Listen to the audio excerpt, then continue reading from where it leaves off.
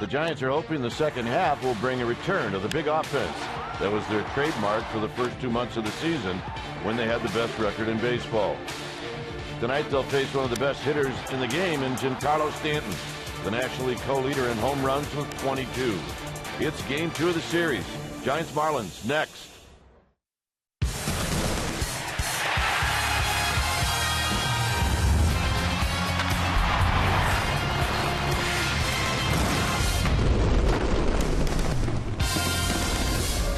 We are coming to you from South Florida. Beautiful night for baseball, although the roof is closed, as we get ready for game 2 of this 3-game series, Giants and Marlins. Hi again, everybody. I'm Dwayne Kuiper. Alongside me is John Miller. Mike Krukow will join us when we get to Philadelphia on Monday night. Big win for the Giants as they started the second half of the season.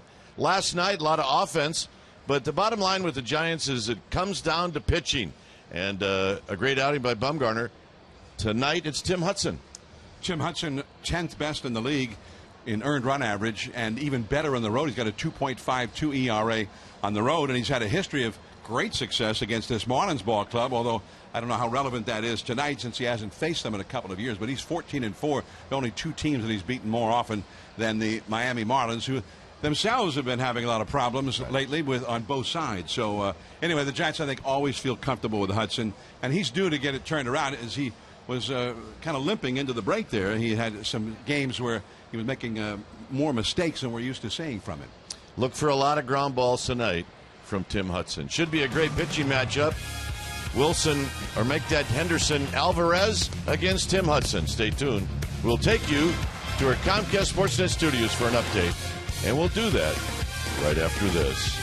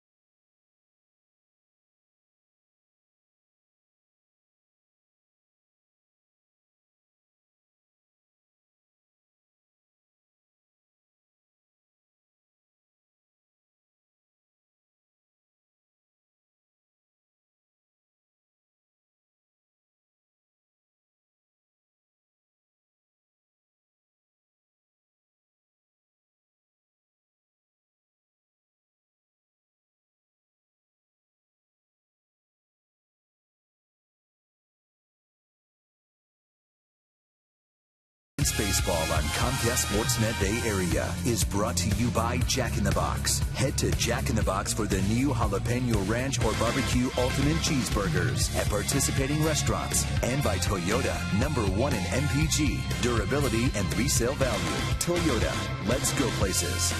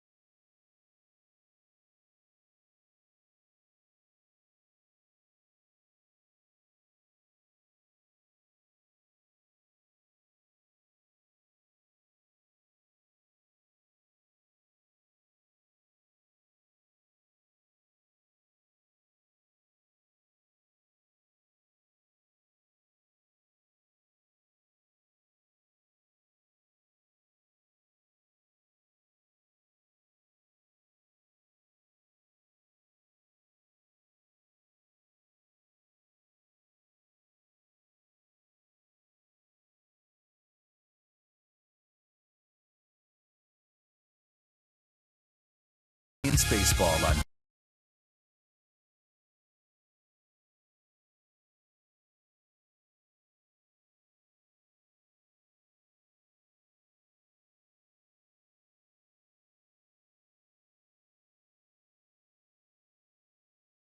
places.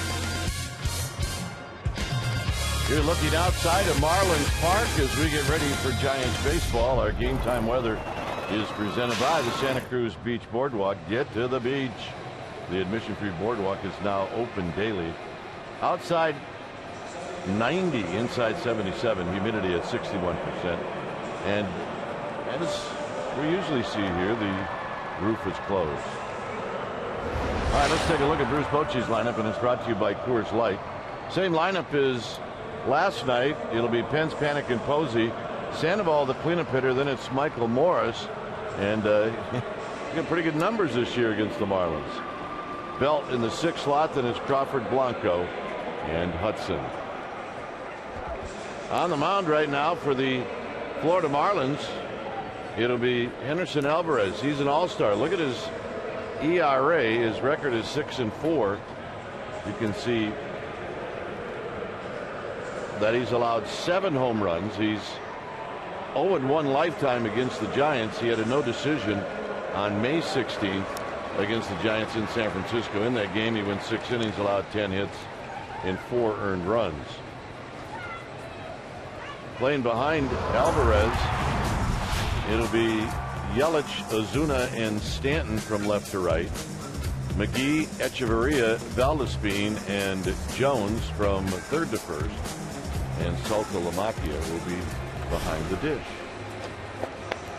So the Giants trying to see if they can duplicate what they did that last night, and that's get on the board early, add on, and then get a strong pitching performance from Tim Hudson like they did last night with Madison Bumgarner, who picked up his 11th win in the win last night.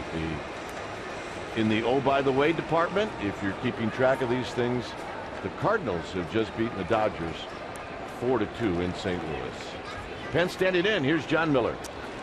And the Giants, who were in first place by a percentage point at the start of the day, as Henderson Alvarez has a very unusual windup with that first pitch, which he misses plenty with that 95-mile-an-hour fastball high and tight, and Hunter Pence had to bail out on that one. Yeah, there's that windup that you're talking about.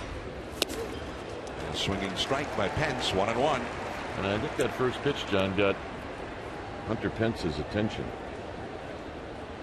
He's a hard thrower, but he's a sinker baller. And that's a foul out of play. And he gives up a lot of hits generally. So although he's a power tight pitcher, more of a sinker baller, just it's a real hard sinker. 120 innings and 129 hits allowed. Along the left field line, shallow. Yelich on the run, gets there.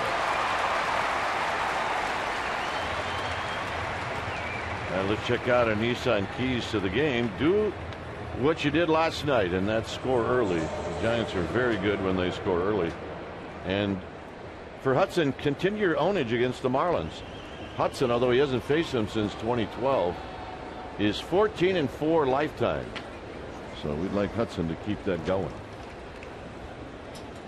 Now Joe Panic, who had 2 hits last night, and it's ball 1. And Marco Scutaro is just not available to play right now. So Panic, as long as he keeps swinging the bat, could be in there for a while.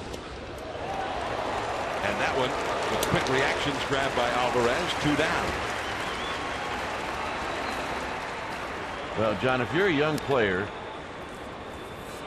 and there's a veteran that's banged up, you have to look at it as a gift. And Panic right now has an opportunity to gain some valuable experience, help Giants win ball games, and maybe gain some confidence from the manager. And the 2 hits that he had last night certainly helped toward that end. Here is Buster Posey. Called a strike to the inside by Chris Siegel, who is the home plate umpire. Buster had singles in each of his last 3 at-bats in last evening's game and had 2 RBIs.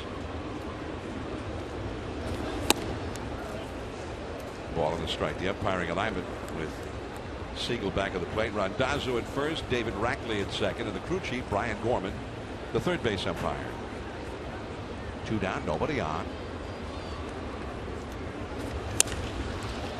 And gloved by McGee.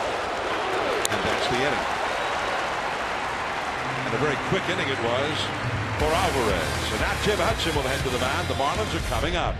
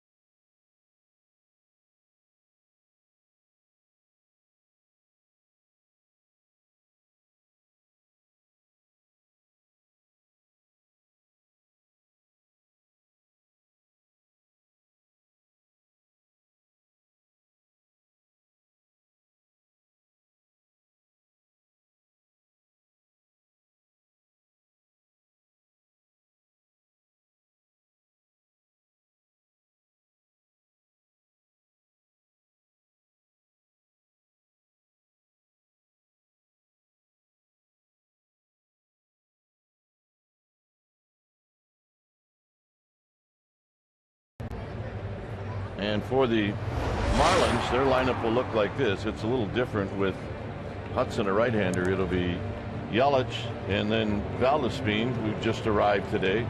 And then, of course, the big dog, Giancarlo Stanton, and you can see where he ranks in the National League this season when it comes to swinging the bat. McGee, he'll be the cleanup hitter. Then it's Jones, Ozuna, and Saltalamacchia. Echeverria will hit 8th. And, of course, Alvarez will hit 9th. Hudson comes in. He's making his 19th start. His ERA also very good, much like Alvarez.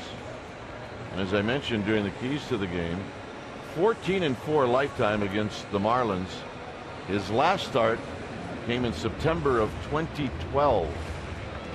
So it's been a while, but clearly Hudson has some ownage on this Marlins team. You'd think, being in the same division when he was with Atlanta, very surprised that he would have faced him a few times last year, or even once. First ball swinging, base hit for Yelich.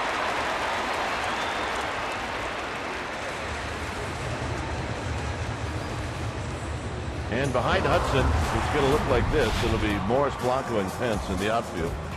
Sandoval, Crawford, Panik, and Belt from third to first, and Buster Posey will be behind home plate. We mentioned last night the speed of this infield. Hudson's a ground ball pitcher, so when you get a fast infield and you got a sinker baller like Hudson, you got to be a little lucky.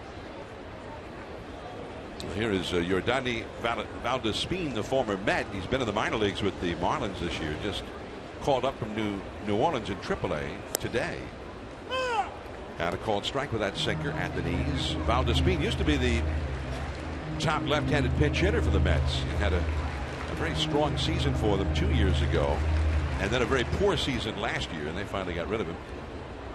He was hitting .270 with a .374 on base percentage for New Orleans this year until brought up today. And that change up a little bit low on the outside, or the splitter perhaps. 1 ball and 1 strike, and that was a pretty good looking pitch too. Yeah, well, Hudson's now trying to figure out Chris Siegel's strike zone. He's a young umpire, and he tried to get into a rhythm with that umpire, and so far I think Hudson was a bit unhappy with that last call. Yelich dives safely back to the bag at first. Yelich has 11 steals, and he leads the Marlins in that category. Been caught 3 times. Brandon Belt on the bag with him. A couple of very tall young players there side by side. No score, last of the first. Valdespin's first big league appearance of the year. And a quick throw by Hudson. Again, Yelich is back. The Marlins have had sort of a revolving door at second base this year, and we're told Valdespin is the 6th different player to make a start at second base for Mike Redmond. There's Mike, Marlins manager. Jeff Baker has started there. Derek Dietrich, Rafael Furcal, the veteran, sort of a reclamation project, but he's injured now. They moved to the 60-day disabled list today. Ed Lucas, whom we saw out there in last night's game. Donovan Solano, who's with the ball club now, has also started there. So he really had not found anybody that he's happy with, apparently. So an opportunity for Valdespin to get back to the big leagues. Stanton is on deck. Now it goes to 2-1. I asked Dusty Baker before. Dusty Baker. I'm in the wrong year. I'm in the wrong day. I'm in the wrong century. All right. I think about Dusty all the time. Dusty, if you're watching, still in our hearts, still in our heads. That's for sure. But Bruce Bochy, the current Giants manager, I asked him about Tim Hudson. And his ERA the last few starts before the break, not very good, up around 6. And Bochy said that he feels that the stuff has been good, but he just hadn't been as sharp. He's made a lot more mistakes in the strike zone than he was making earlier in the year. So it's really as simple as that. 2-1 the count to Valdespin. Base hit. Yelich will stop at second. That ball was really hit hard, and it got to Pence quickly. A couple of hard hit singles to right to start the inning. And now Giancarlo Stanton with some chance to do some serious damage. Well, you watch Hudson throw over a lot to keep Yelich close. That's what Hudson has to do to try to keep that double play in order. It didn't matter, because you're right, Valdespin hit that ball hard. But you keep Stanton in the park and hope he hits one on the ground to Crawford. That's what Hudson would like to have him do. That has always been a big part of Tim Hudson's game, getting the ground ball. And in a spot like this, a double play. On the ground, but very softly and foul.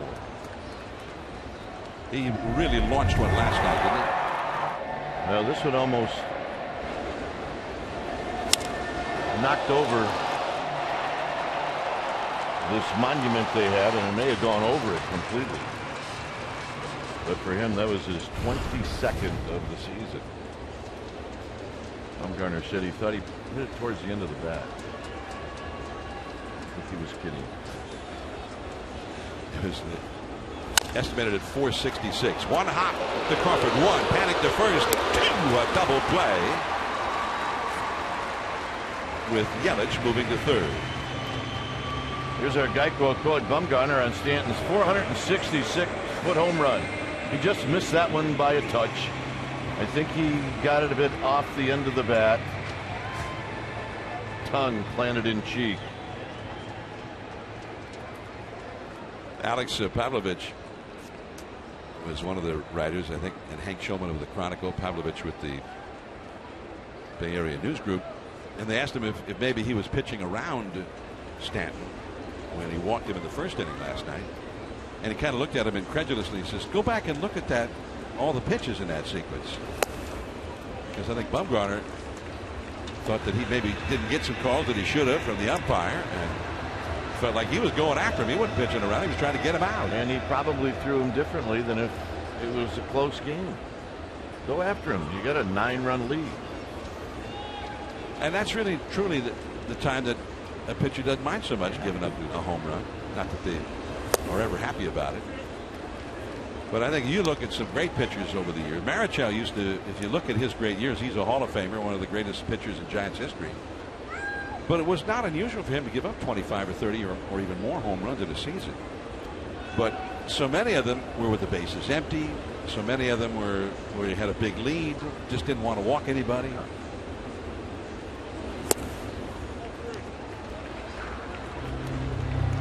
John, I think Hudson knows McGee's history this year on how well he's done knocking in runs with runners in scoring position, and I think even though a left-hander's on deck, I think he's pitching around McGee.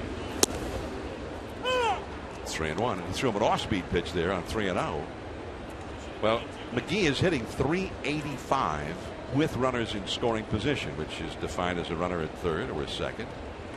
There's a runner at third here. He has only one home run, but he's got 53 runs batted in. Center field, base hit. And Hudson looks a little frustrated. So the Marlins have a 1-0 lead. Yelich comes in to score, and McGee does that thing that he's done so well all season long for the Marlins. He's a cleanup hitter that doesn't overswing. May have not been the case when McGee was in Milwaukee, but it is now. This is a controlled swing. Set that ball right back up the middle and get an early lead, and that's what McGee does. And truly, that's the idea. You know, a base hit means a run.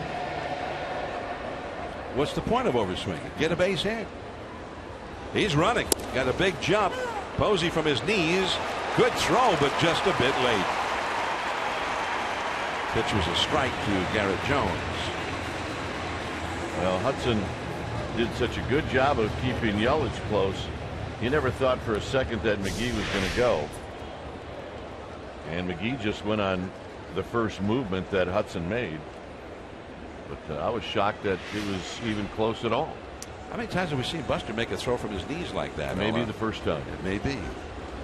And it was an excellent throw, because it looked like McGee was going to be in there by plenty. He got such a huge jump. Ball and a strike now to Garrett Jones. There's McGee. Only the second steal attempt of the season by Casey McGee, and the fourth of his career. So if you're saying why wouldn't he pay more attention to him? Well, it hasn't come up very often in McGee's career. Blanco started back, now comes in, and the inning is over. But the Marlins get a run and take the lead. It'll be Sandoval, then Michael Morse coming up.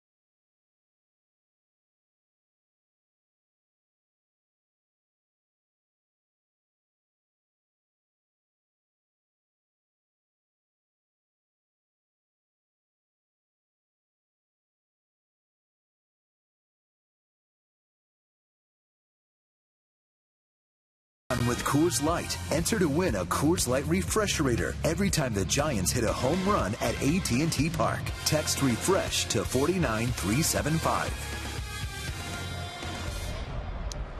The Giants are down 1-0 as they come to bat here in the second inning with Pablo Sandoval, the cleanup hitter, to lead it off. The Giants went down in order in the first inning against Henderson and Alvarez. Pablo had 2 hits last night, including a 3-run homer. That's called a strike on the outside at 93 miles an hour. Pablo, it was one of sort of a crazy at bat. He had just swung and missed at a breaking ball in the dirt that wasn't that far from his front foot. And then he swung at the next pitch, which was almost up in his eyes. And that one he hit out of the ballpark. So no sooner are you thinking, what are you doing? Oh, great. It's the beauty of the Panda. You never know what he's going to hit or where he's going to hit it, but he is going to swing. And that is just off the glove of McGee. Pablo digging for second. Yelich will not throw. Pablo, another swing at a pitch that might not have been in the strike, might not have been within a foot of the strike zone. Well, McGee, who made a really nice play on a ball hit by Buster Posey, and you're right, that pitch was 6-10 inches off the plate, but McGee will tell you that he probably should have gloved that. And it's going to be a double, but I'll bet McGee feels like he should have made the play. And he was never noted for having great range. No. He was not a defensive-minded third baseman. He was in there for his bat. Here's Michael Morse. Morse had 3 hits last night. 2 doubles and a single. Scored twice, knocked in 1. And that sinker down and in for ball 1. Giants are down 1-0 here in the second inning. Henderson Alvarez, who came into this game with a 2.63 earned run average. He's been the top starter for the Marlins so far this year.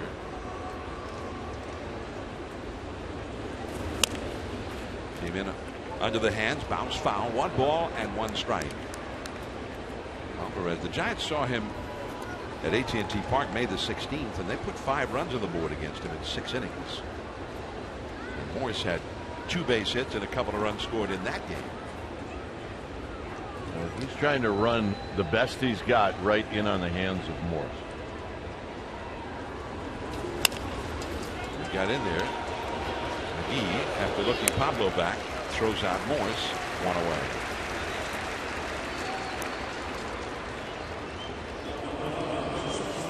Overall coverage, or aerial coverage, provided by Goodyear with superior performing tires that knock it out of the park.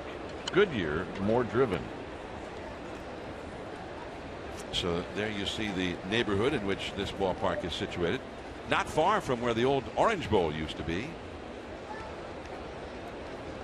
And the retractable roof has been closed for this series. Brandon Belt, they hit it out. Blew that one by him, up and in, 95 miles an hour. Belt hit a couple of balls really well last night and was a little bit frustrated, especially the second time it happened, because I think he thought he had a home run to deep right center. It got caught right at the wall near the 392 marker.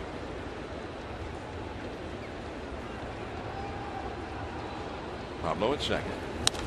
That is down the right field line, a base hit. Sandoval's going to come in to score. Belt digging for second. And he'll stop there with a double, and this game is tied.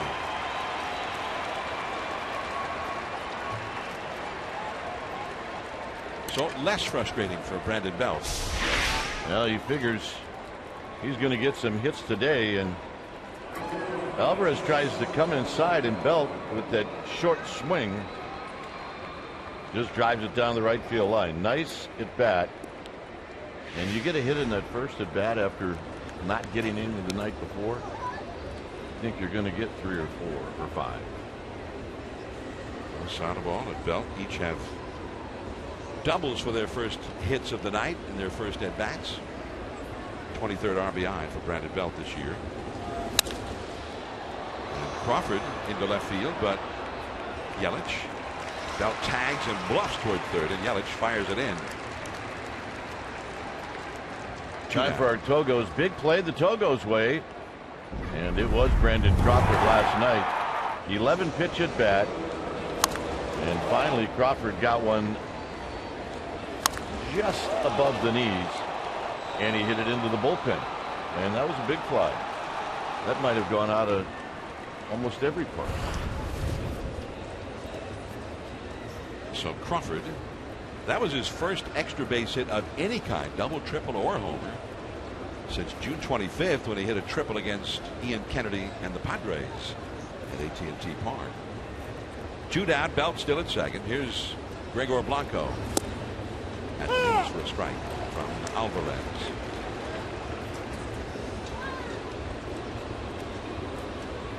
I talked to Crawford. He did leave the game last night. He kind of bruised his right knee, making a dive for a ground ball in the second inning. And Bruce Bochy did say that's why he took him out of the game. Back to the backstop. It ricochets to the catcher and thrown into left field. Belt gets up, heads home. Yelich is going to make a play. Offline throw, and the Giants have gone ahead. Unbelievable. Boy, those scrappy Giants, huh? Brandon Belt, a wild pitch, and he scores from second.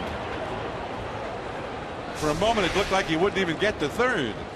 Well, it bounces right back to Saltalamacchia, and he throws a screwball, and it goes all the way out to Yelich, and Yelich throws a slider,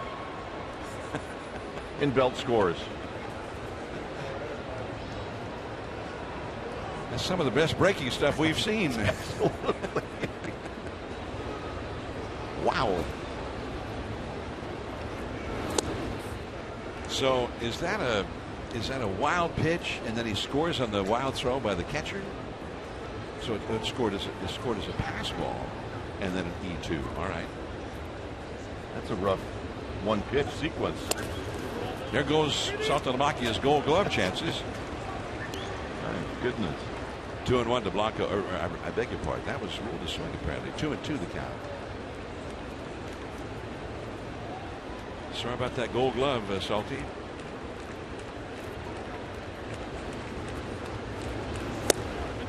So Belt third on the pass ball and scoring on the wild throw by Saltalamacchia. And the wild throw by Yelich, just you had to be there. Yep. Just throw it at him. He really had a chance to throw him out by plenty, I thought. It was when Belt got up to go, I thought, I don't know. Remember, he's really starting from third at a standstill. He's not rounding the bag.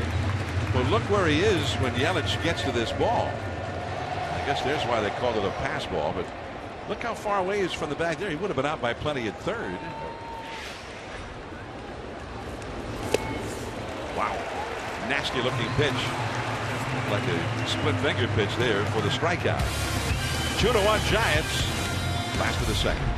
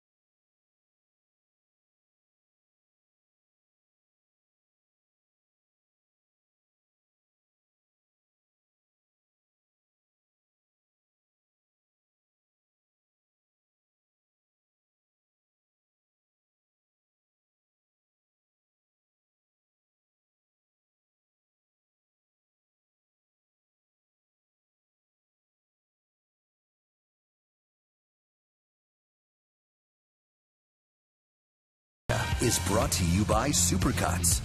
Rock the cut.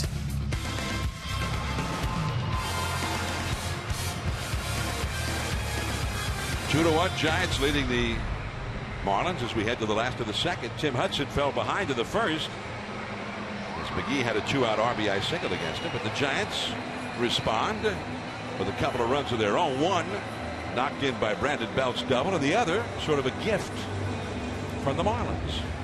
Yep, take them when you get them, and they got a nice one in the second. Marcell Ozuna, 0 for 4 last night, 15 homers, 53 runs batted in for him this year. And it's 0-1. The cutter maybe on the outside from Tim Hudson, 83 miles an hour. We did see that play where Belt was at the moment. Yelich charging into shallow left picked up that ball. Here's Hunter Pence over toward right center, and Ozuna is retired, one away. And what was he, 10 feet around third by the time Yelich got it? Well, take a look. Well, there you see the ball comes right back. And that almost hit Pence right in the jaw, but there's what John's talking about. And remember, Pence had to get up from a slide, and Yelich just did not make a very good throw. Well, maybe, and looking at that, maybe he didn't have a whole lot on that throw either. And 2 outs. It just wasn't a good throw in any way. As Santalamacchia, who has a lot of power and would love to hit one right now, maybe even a little bit more than usual after his wild throw, and he also got charged with a pass ball. And Morse in the corner. Santalamacchia with a big turn, but he'll stop as Morse hurries it back in. Well, the Dodgers are going to be in town when the Giants get back. It'll be an Orange Friday on the 25th of July. And on Sunday, remember, it's a 5:05 start. Your ticket's going to say 1:05. It's 5:05. And the first 20,000 fans, they're going to receive a Giants sunglasses presented by Denny's. And check for tickets for all 3 games, Friday, Saturday, and Sunday. Visit sfgiants.com/tickets. Here's Adeiny Echeverria. Ball 1. Fastball missing. Echeverria. His batting average is not bad. He's a glove man. He's sort of in the classic mold of a shortstop. A guy with a lot of range, strong arm, excellent defensive player. And I think they'd be thrilled to be hitting 273 the whole year. Absolutely. There's Crawford. There's one. And the double play ends the inning. 2 innings in, and Tim Hudson has induced 2 double play grounders already. 2-1 Giants.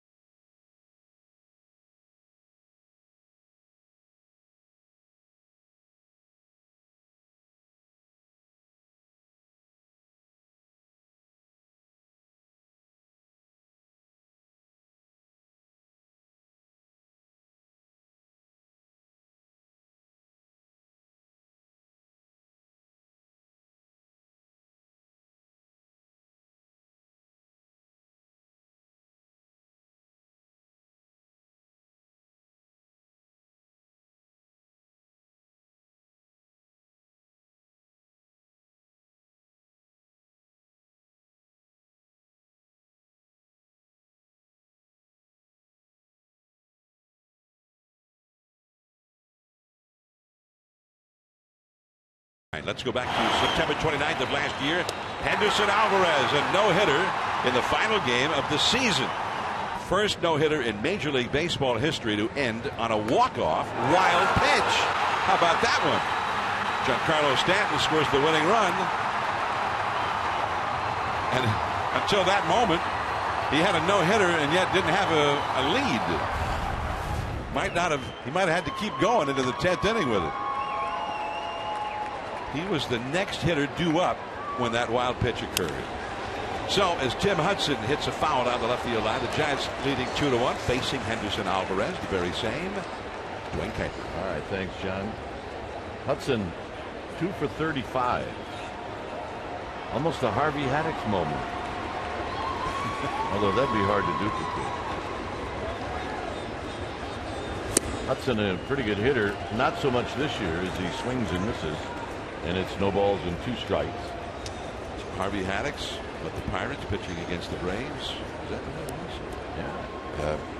Pitched 12, not just no-hit innings, 12 perfect innings. Hudson fouls the 0-2 pitch back. And the game went to the 13th inning. Yeah, and you could only really appreciate that when you stand next to Harvey Haddix. He's built like Tim Lincecum. Hudson goes the other way, and it's out of play. Harvey Haddix was a pitching coach with the Indians when I first got called up to the big leagues. Great guy, but just a little guy. And he ended up losing the game in the 13th. He lost the game. 0-2 pitch. Hudson strikes out. He gets some pitches out of Alvarez. That's his second strikeout. And Pence is going to hit.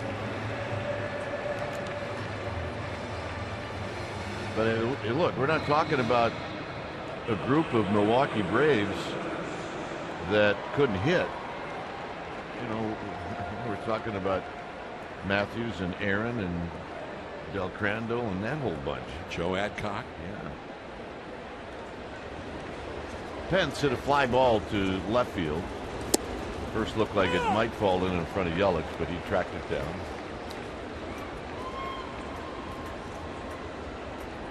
Panic to follow. Giants lead 2-1 here in the 3rd. Pence drives it to right. Stanton on the move. He's not going to get it. Sails over his head, and Pence is digging for 2, and that's where he'll stop. Giants have 3 hits in this game, and they've all been doubles.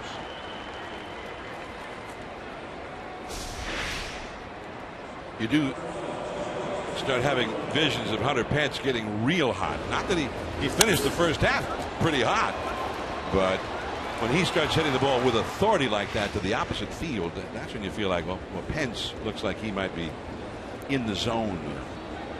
He tops a lot of balls, and he'll go through a stretch where instead of topping balls, he's hitting line drives. That's what he did right there. Here's Panic. Panic hits one, and it hits Alvarez. He's going to knock it down and throw, and they get Panic, but that hurt Alvarez. I think that got him in the back of the leg. It saved a run, but Alvarez now is going to have to see if he can walk this one off. Sean Cunningham is the head trainer for the Marlins. It would be better for Alvarez if it hit him in the back of the legs than in the front, because then you're talking about kneecaps and things of that nature. Let's see where this gets him. Like in the back of the knee? Yeah, it might have been. Or the calf, maybe. It's a different angle. Right mid-calf. He's out. The right leg. He's coming out of the ball game.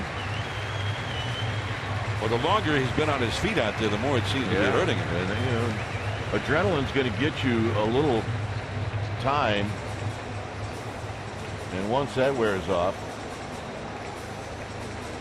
I just wonder if that got him on the inside part of the ankle.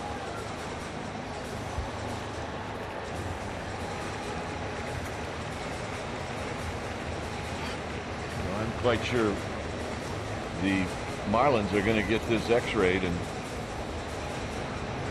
now all of a sudden, in what was a bullpen game yesterday for them, it's another one here today.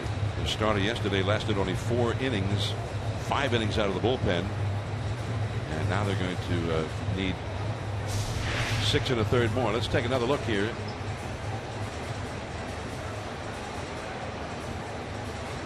Oh, it almost looks like it got him in both legs on a ricochet. Give him credit. There's the adrenaline we're talking about, getting the out. That when he immediately reacted and went after the ball, it looked like he was fine, but then after the out was recorded, then he started showing the effects of some pain, and then by the time he was heading off the field, it looked like he could hardly walk. You know, this happens so fast. You got guys down there that they know what their roles are, and I'm quite sure whoever's coming in knew that if this was something that would happen, then he would be the guy.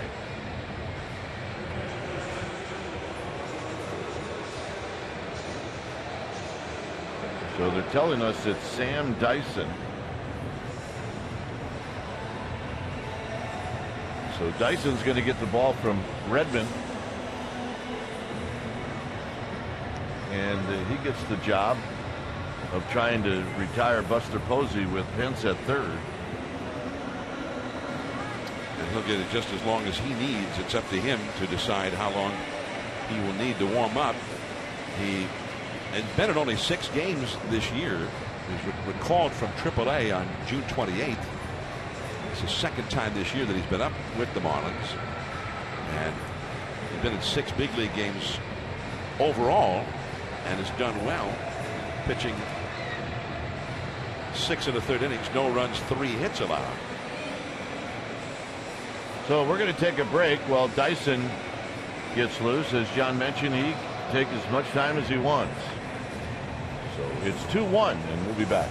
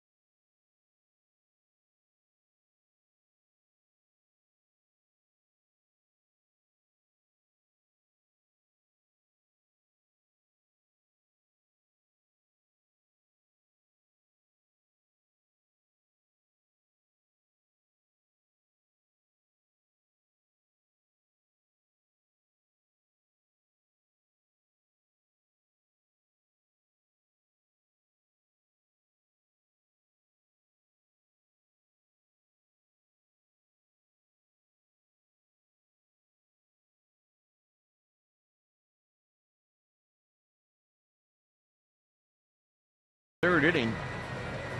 Alvarez out of the game. Sam Dyson getting loose. When it's time for a change, think Speedy Oil Change and Tune-Up. Your oil change tune-up and smog experts. We're looking at replays between innings or while the Dyson was warming up during the commercial break, and you were absolutely correct. It appeared that it hit Henderson Alvarez twice. That comebacker hit very hard by Joe Paddock, but maybe near the right around the left ankle and then off the right calf. Take a look.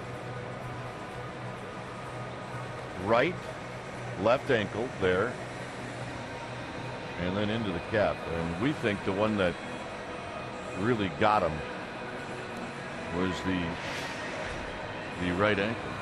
And there's that bone. If you reach down to the left ankle, if you reach down to your left ankle, there's that bone that kind of protrudes. This is not a real sophisticated medical review here. I don't know. That little bone on the inside. We've got a lot of years walking around on our ankles. It hurts. Buster Posey coming up. So, but that might have been, when we were talking during the commercial break, that might have been the one that really got him. And we hope he's okay. We'll get a report from the clubhouse as soon as we can. Pass it along to you as Dyson is warming up. Now, who knows? Dyson's probably down there in the bullpen. He probably doesn't have enough time to be telling a whole lot of stories, but he may have been listening to some. And all of a sudden, one swing of the bat, and the manager standing on the mound looking down at the bullpen. And he's going to get you. He's out of the University of South Carolina. And Dyson, who's 26 years old. Let's look at it in full speed. Here's the comebacker. Look how quickly it happened. And he just did a remarkable job reacting to the ball.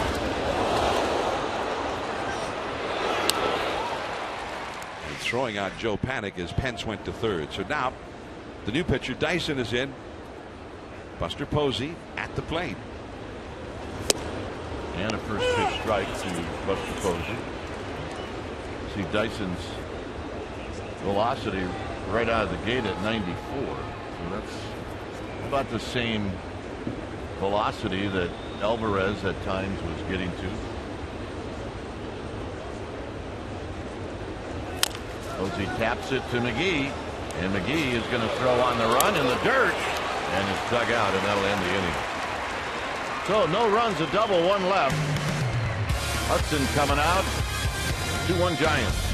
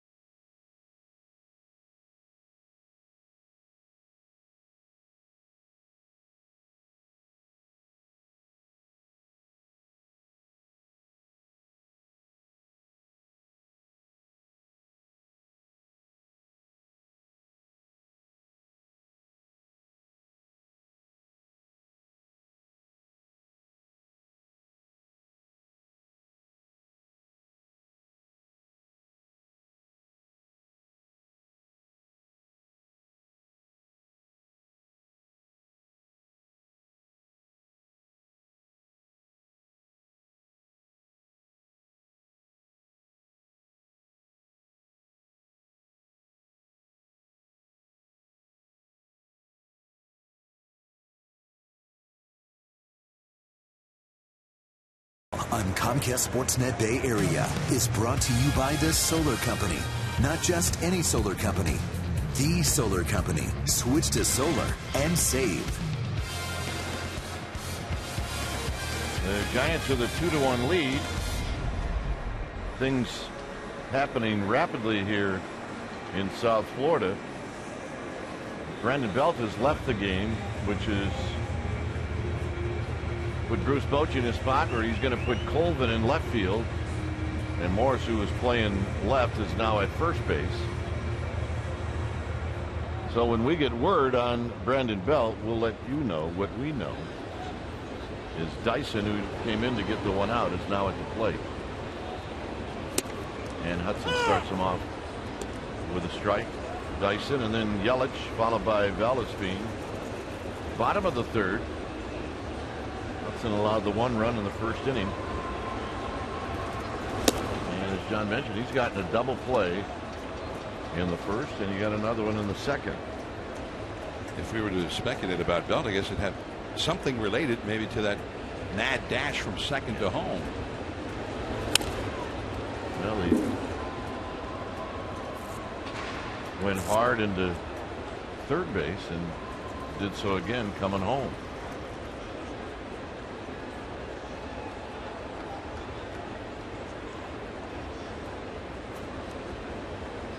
Colvin playing way off the line and left.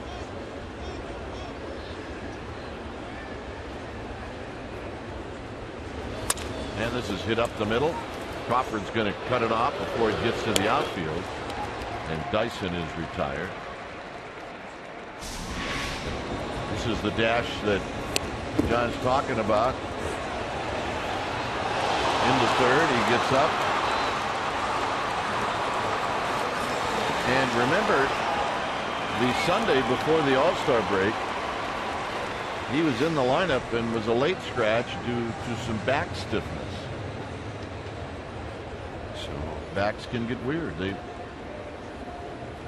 like to remind you from time to time that they're still there. Here's Yelich. Well, there's going from second to home, and then there's going from second to third with a slide, and jumping up and re-accelerating, and then third to home and another slide, all in a matter of a few seconds. Plus he almost got beamed by that throw from catcher Saltalamacchia.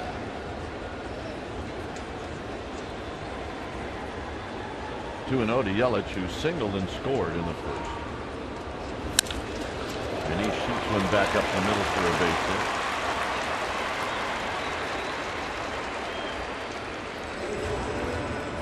John Miller in the fourth inning will head over to the KNBR side. Dave Fleming will be here innings 4, 5, and 6.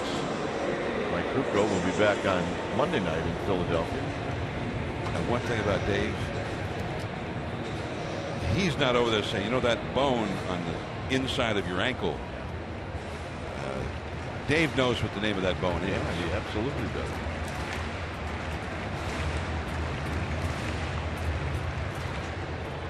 He's over there doing the job. Two men. Two extraordinarily talented men. Here's Feldesbean, who takes the pitch down low. He singled past Belt at the time, and he hit the ball very hard.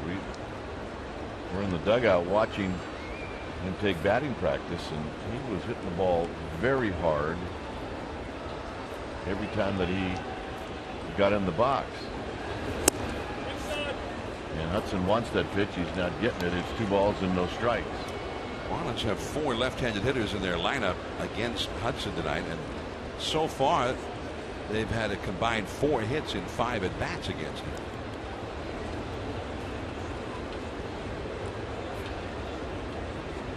Stanton and Echeverria, 2 right-handed hitters, have been into the double plays. And a breaking ball, and he gets the call.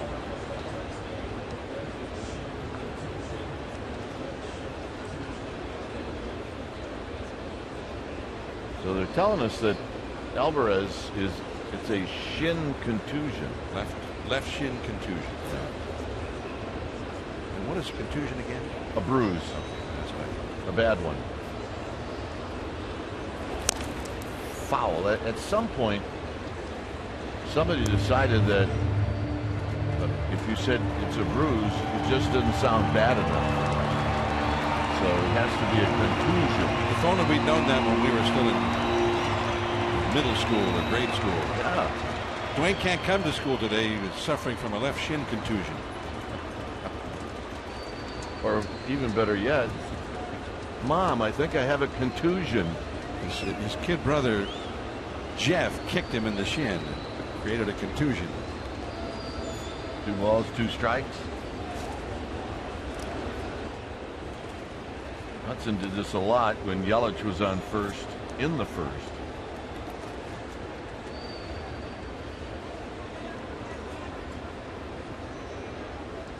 Well, that sounds like a preliminary thing. I mean, it doesn't sound too bad. Hopefully that's all it is. Yeah, absolutely. Alvarez, one of the real bright young pitching stars in the game. Get on the ground. Panic. Crawford, Morris. And the third inning in a row, the Giants have turned a double play. Dave Fleming will be in. John Miller will be back in the seventh. 2-1 Giants.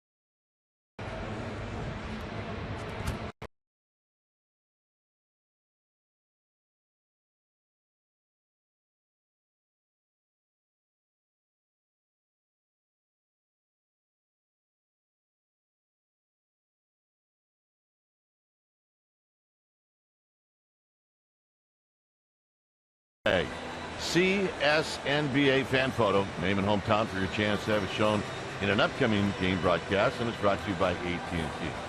This is Jules Short, Fair Oaks, California. Yeah. See, that's how you do it. She says, we love our SF Giants. Way to go, Jules. That's how you do it, huh?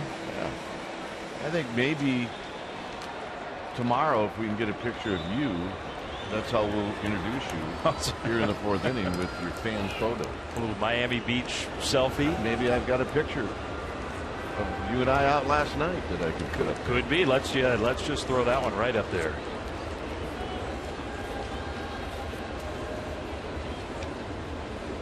Here's Sandoval. By the way, good to be over here with you. Yeah, I'm sure it is. Sandoval on the first pitch, drives it center field and diving, and it's a no catch. And Sandoval's aboard. Ozuna did everything right except hang on to it. And Sandoval's red hot, folks. He's getting hits every possible way you can get him. That's his second hit off a defensive player's glove. And Ozuna's taking some inventory. Oh, he did a face plant, did a glove plant. Let's see if this is a face plant. Yeah, I would think so. Ow. Now that's almost like you could get a concussion that way. He did not, but. Here's Morris, who bounced out.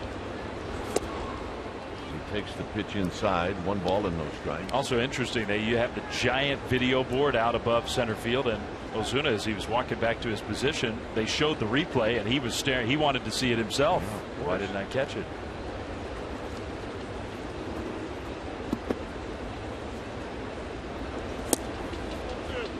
If I'm a middle infielder and I have one go between my legs, I'm going to have to pay off the person in charge of showing replays on that big board to make sure they don't show something. Yeah, let's not put that one up there.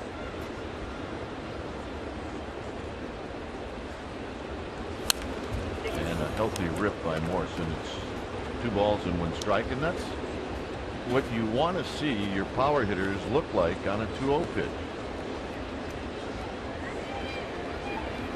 Try to hit one to Biscayne Bay. Absolutely. take somebody up in the Clevelander. It's packed in there tonight. 2-2. I played 8 years in Cleveland. Never found the Clevelander.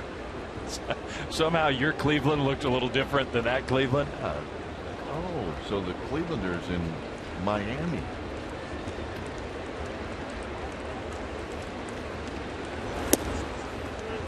I mean, this isn't the only one, you know.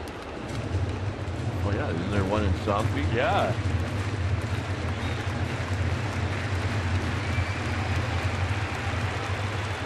That would not be where there's a picture of you and I last night. No. 3-2. Sandoval with his lead. He does not go, and Morris is out swinging. 97 from Dyson. And here's Colvin. So yet another guy we've never seen, hardly ever heard of, throwing 95 plus. There you go. That is the original Clevelander, South Beach. It's kind of a landmark. I wonder if whoever came up with that is from Cleveland. We got to get some research on that. Colvin batting for the first time, takes a strike. We have like bridges, the Golden Gate Bridge, the Bay Bridge, Coit Tower as our landmarks. Miami, they have nightclubs. Named after great cities.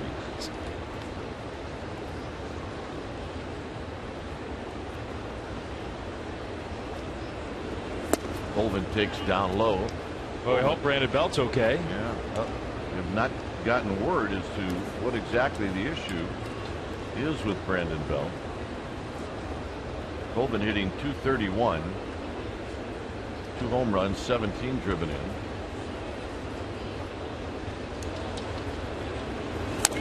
And he's late on that fastball, and it's 1-2. So we just happened to have a camera over at the Clevelander to get some footage the other night.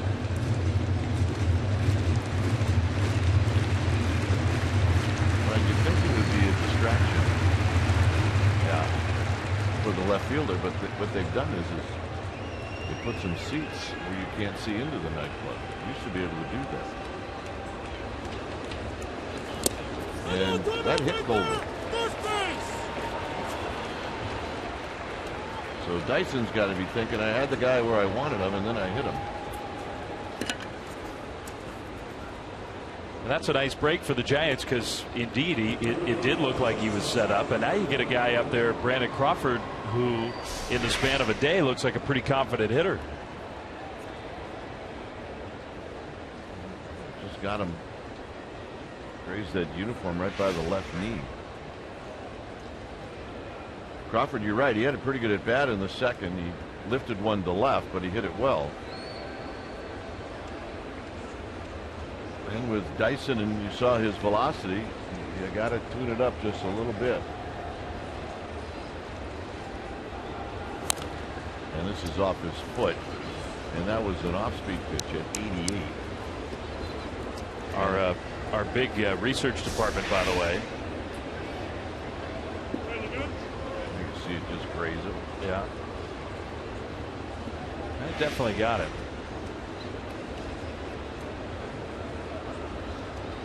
Our research department looked into it. The family that originally owned the nightclub was from Cleveland. And a strike to Crawford is nothing in 2. So they thought, what's the best way to make a nightclub in this town popular? Name it after Cleveland.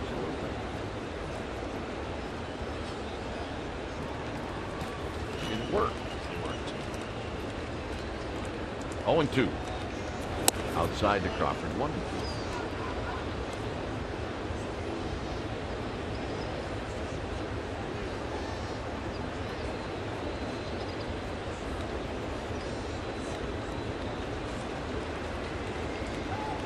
You have to. You got to put an ER at the end of it. Down low. I'm trying to think of other cities never said you can drop an ER at the end. The St. Louiser, the Pittsburgher. That Cincinnati is a great one. Yeah. I went to the Atlanta the other night. That's kind of a tough one. That sounds bad. I would not go to the Atlanta. 2 balls, 2 strikes. Crawford fouls it back. Well, we're a ways away from 11 pitches, but it's getting the feeling of that at bat in the game last night where he hit the home run against Eovaldi, which that was, to me, the most impressive part of it. He just kept fouling off the tough pitches, finally got one he could handle, and hit it a long way. And off a guy that was throwing just about as hard as Dyson is right here. Crawford on the ground. Jones cuts it off. He will spin around and throw to Dyson.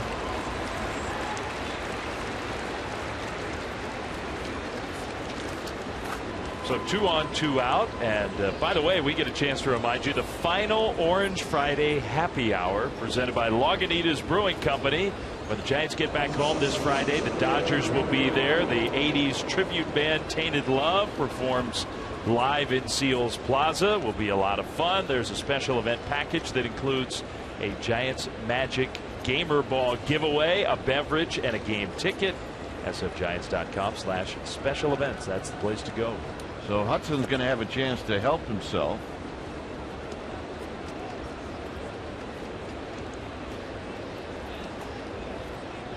Blanco will be walked intentionally. Hudson struck out in the 3rd. He did hit a line drive foul,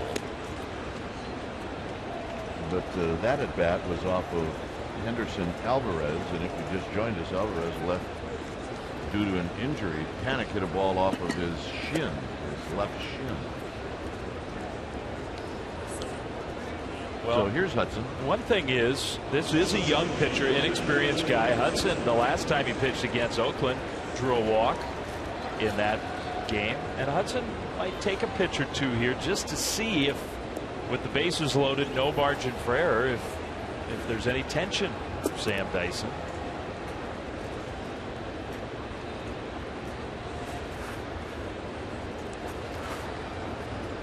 So let's see what Dyson does on the first pitch. He really does have to come in.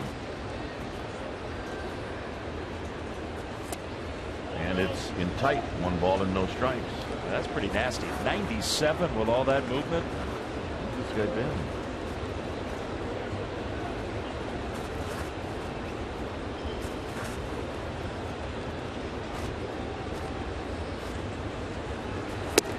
Two and 0, and now we start to think about it a little bit. Yeah, that's what I mean. The pressure can mount quickly.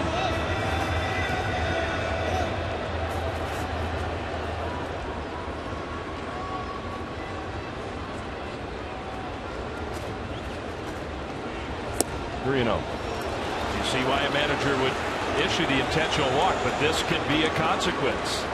And Hudson's not going to. He's not going to swing at this pitch nor the next one if this pitch is a strike. And it's 3-1. I think you're right. I think this should and will be another take. Although we've seen Bruce Bochy let Bumgarner swing 3-0.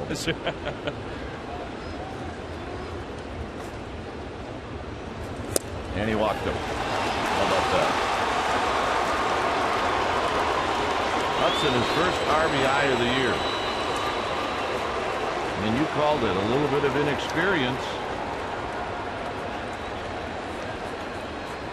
I mean, you can really, to me, you can almost see it coming with a young guy. It shouldn't make that big of a difference, but we see it a lot where that intentional walk and the pressure, the whole feel of the inning changes, and it doesn't matter who the hitter is.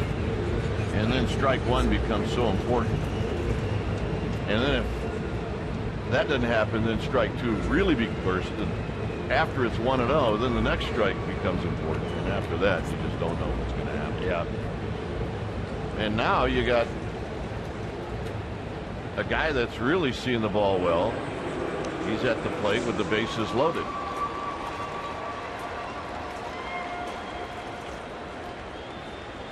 Pence doubled over the head of Stanton in the third inning.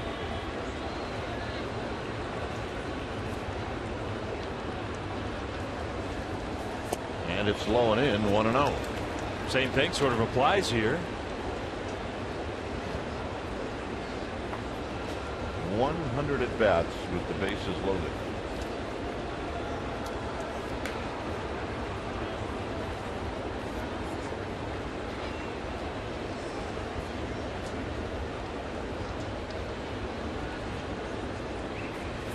Two and 0.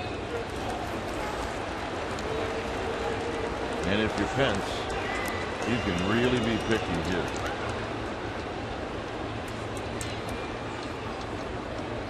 That's the look of a manager that's a bit concerned. Pence is going to lay in the weeds. And it didn't have to be strike. It's 2-1. Yeah, probably not the one he's looking for, although we do see Pence that pitch up, even the fastball up. He likes that pitch. But up and in, good take, I think. Colvin, Blanco, Hudson are your base runners. We are in the fourth.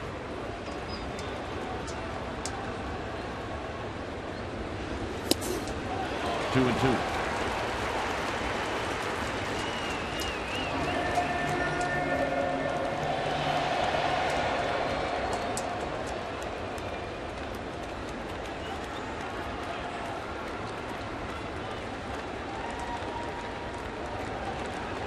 Big pitch coming up. And Pence fouls it back. Well, I'm trying to think along with the veteran catcher Saltalamacchia a little bit. I mean, you just wonder whether he'd be willing to call for something other than the fastball, worried that if it gets full again, you got this guy who already walked the pitcher to walk in a run. He's got to throw a pitch, Dave, that he can throw for a strike. Yeah, has to. And he hadn't really thrown anything but fastball. 2-2. They're going to go away if he can. And Pence fouls it back. And the more pitches Pence sees, the better gauge he's going to have at that 98-mile-an-hour fastball. I mean, you think about that. This guy has to throw a strike, and he's throwing 98. Maybe you take a little off at 95. Nope.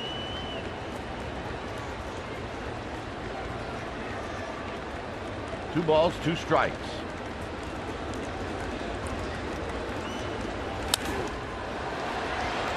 Well, he did. 96. Well, our partner, Mr. Kruko, he does like to say those young pitchers get in a jam. It's add. More velocity, more velocity. Yep. Not always the way to go. I think those last couple swings, Pence has him timed pretty well. 2-2. And a base hit to right field. And they're going to send in Blanco, and it doesn't matter. Stanton kicks it around. 2-run score.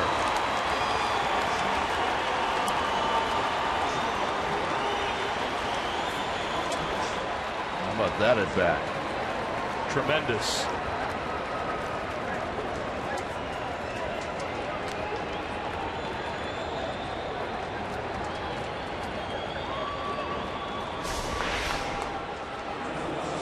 You mentioned Hunter Pence does like that high fastball, and after you see a lot of them, you're not going to be late. I mean, you're going to have a pretty good idea when you got to start your swing, and you could see he timed it perfectly. Here's Panic. It's 5-1 Giants, and Panic takes high. Hudson now at third. Credit Pence with 2 runs batted in. They did charge Stan with an error that advances those 2 runners. And Panic looks at foul. Now you think about that walk to Hudson. The Giants have scored 3 runs here in this inning, and all Dyson had to do was get through Hudson. They wouldn't have scored a single one. He walked him. Huge play in this game. 1 ball and 1 strike. Panic hits it sharply on the ground, but it's Valdespin who's going to throw him out. Damage done. 3 runs for the Giants. No, that's not where we were last night. Giants lead 5-1. It's not the Atlanta.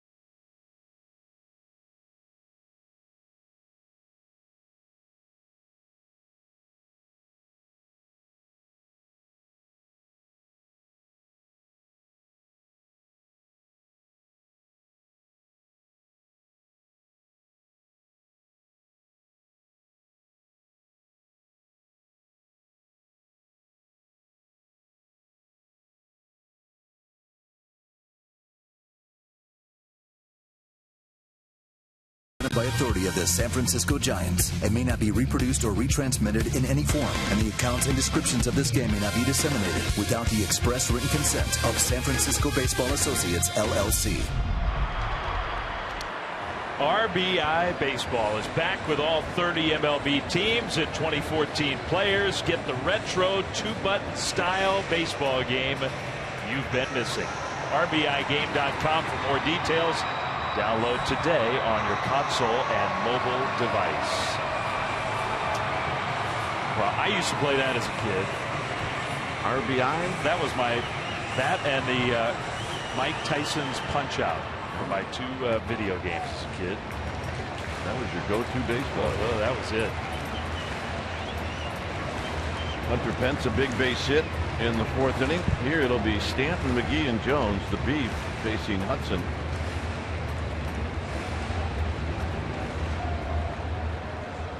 So Hudson rubbing up the baseball. Stanton hit into a double play in the 1st inning. 5-1 Giants.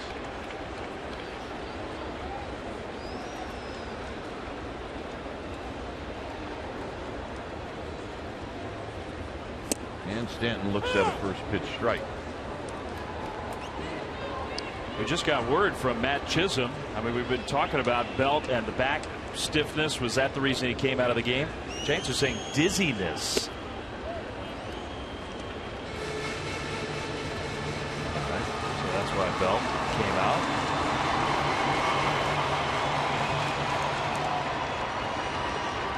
One ball and 1 strike.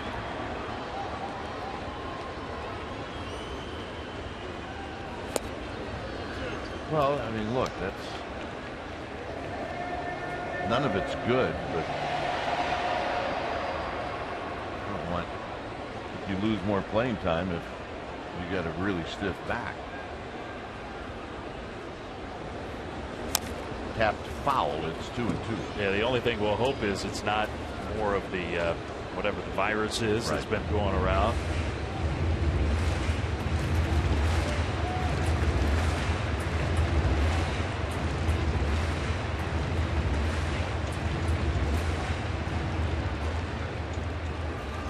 Balls, 2 strikes. Stanton waiting on Hudson.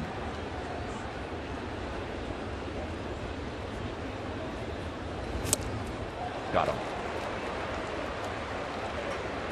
Stanton now lifetime against Hudson. Hudson 3 for 17. And that's strikeout number 1. And here's McGee. Is this a hanger? No, not really.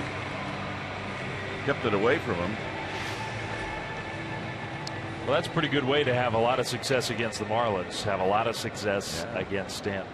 Make him hit it out to 418, although that's where Bumgarner had Stanton hit it yesterday, and he hit it 466. A little bit off the end of the bat, said Bumgarner. No balls and 1 strike. Stanton's got 6 home runs now on the year, 450 plus. 6 of them. And McGee takes high.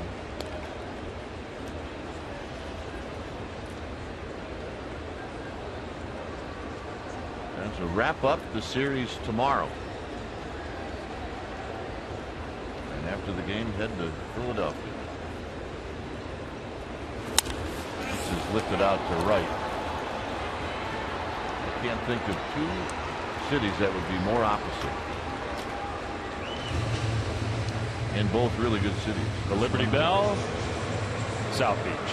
Yeah, Liberty Bell, Clevelander.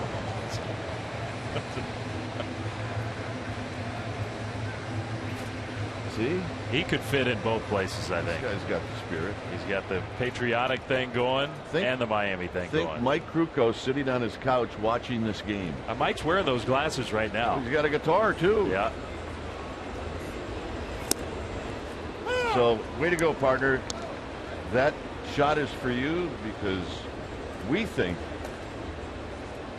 that's what you're looking like right now. Just swap out the Marlins t-shirt for a Giants t-shirt. That's it. Mix me.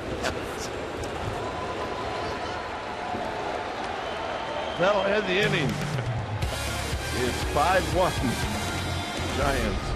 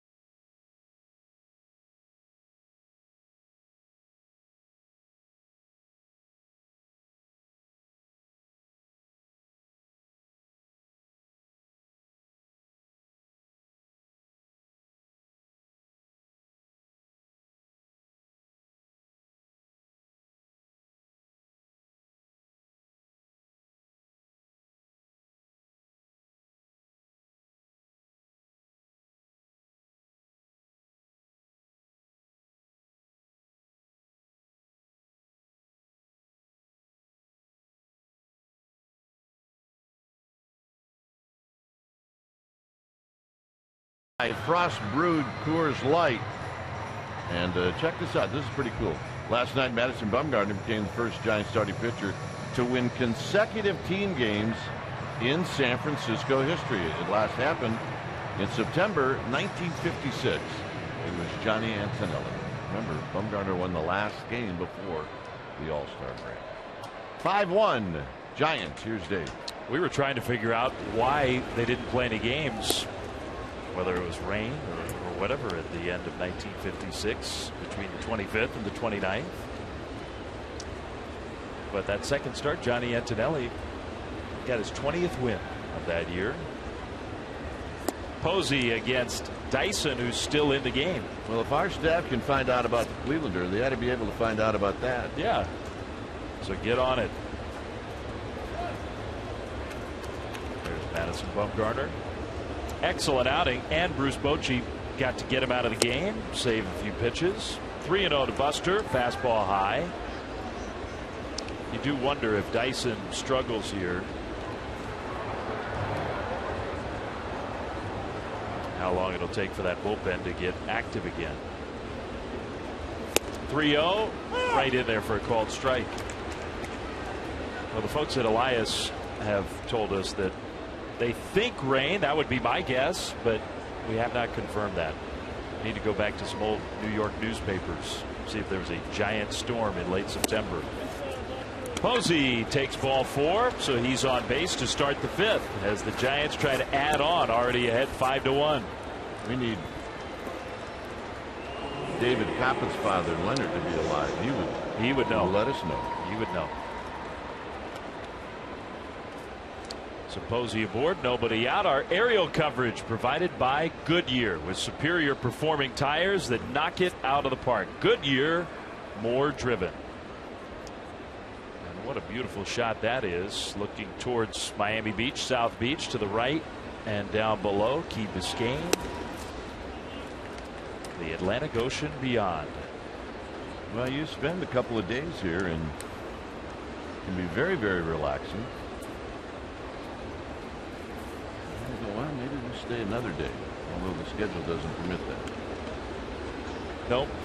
We got somewhere to be. Philadelphia on Monday. Sandoval, a rocket past the dive of Echeverria, the shortstop. It's another hit for Pablo. He's 3 for 3, and he is enjoying his time in Miami. Pablo Sandoval is getting hot.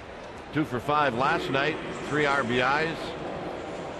This is the first hit that didn't carry him off of one of the Marlins' gloves, but it came close. And he is hot right now. So here come the Giants again. This offense out of the All-Star break showing a lot of positive things. Michael Morse 0 for 2. But he had 3 hits last night. Swings and misses. We've seen Morse swing and miss a lot in this game.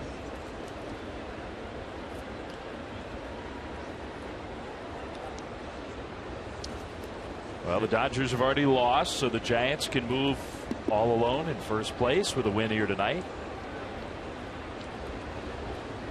Cardinals beat the Dodgers and Zach Greinke. That one is topped foul. It was a foul ball all the way. The Marlins smartly went after the ball to make a play, but off of the foot of Morse. Did not the Cardinals score all their runs in the first inning? In the first 4 hitters, they won 4-2. They had 4 runs in the first 4 hitters of the game. The Dodgers, those 2 errors you see, the first 2 hitters for St. Louis, Dodgers made errors on both of those. Ouch. And then Matt Adams hit a 2-run homer to cap it off. 4-2 final. Kershaw tomorrow for LA. Morse, a 1-hopper to second, and that should be 2. It is 2. A little bit of bad luck for Morse and the Giants. He hit it hard.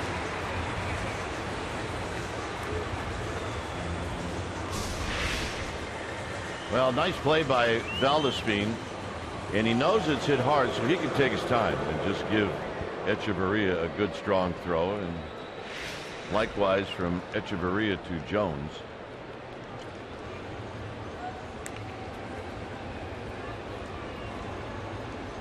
So runner at third for Tyler Colvin. Colvin, his first time up, big play in the game. That is that changeup, 89 miles an hour from Dyson. So 50 pitches in. This guy out of the bullpen, who has been a starter in the minor leagues, still has something in the tank. Posey at third, 2 down. Colvin hit that one foul. Same pitch. Backed it up. Colvin's first trip to the plate in the 4th, he got hit by a pitch, and that fueled that rally. Ultimately, the Giants loaded the bases. Tim Hudson came up. Dyson couldn't throw a strike. He walked him. And Hunter Pence had a great at bat and knocked in a couple runs with a base hit. Staying loose. Tim Hudson 0-2. Change up, 3 in a row. This time it was a ball. Well, look, now you can see he's starting to throw his other pitches, or his other pitch in this case. And he wasn't doing that in the fourth inning. Just airing it out. Harder and harder.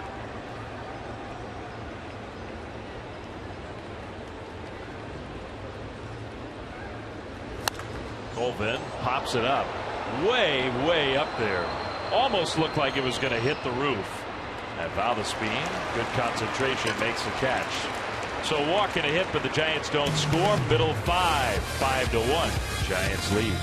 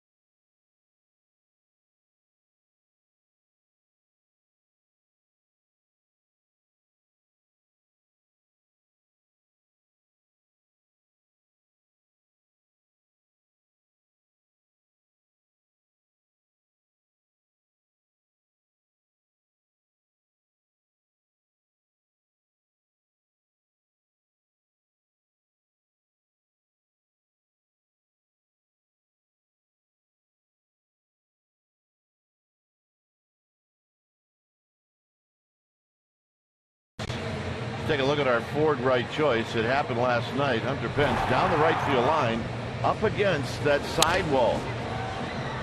And he came up with a gem as he caught it, crashed into the wall, hung on. And that was a very nice play. And it's our Ford right choice. Way to go, Hunter Pence.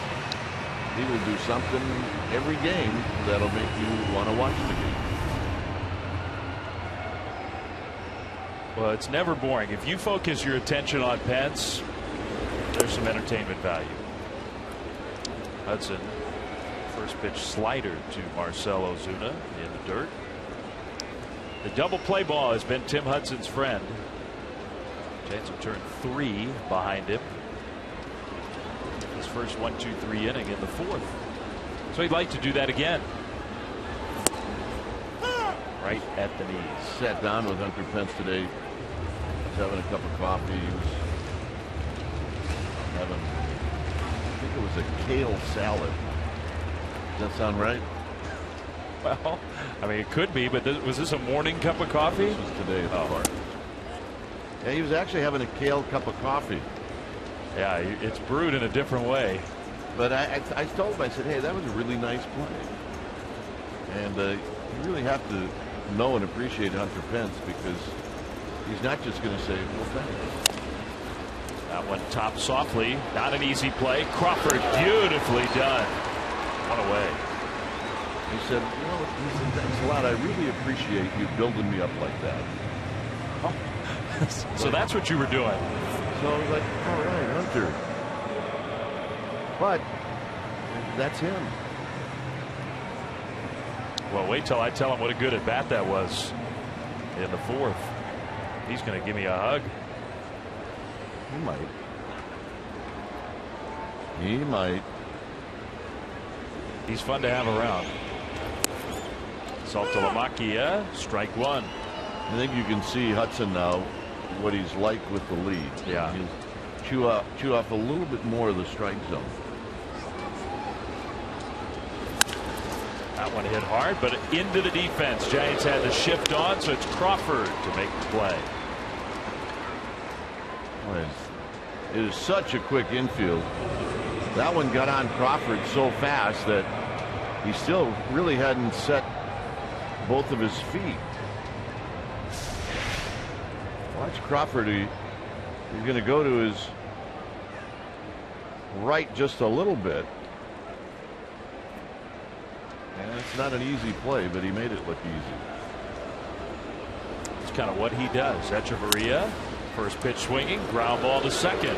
So that's Tim Hudson right there. The 3 ground balls, 3 quick outs.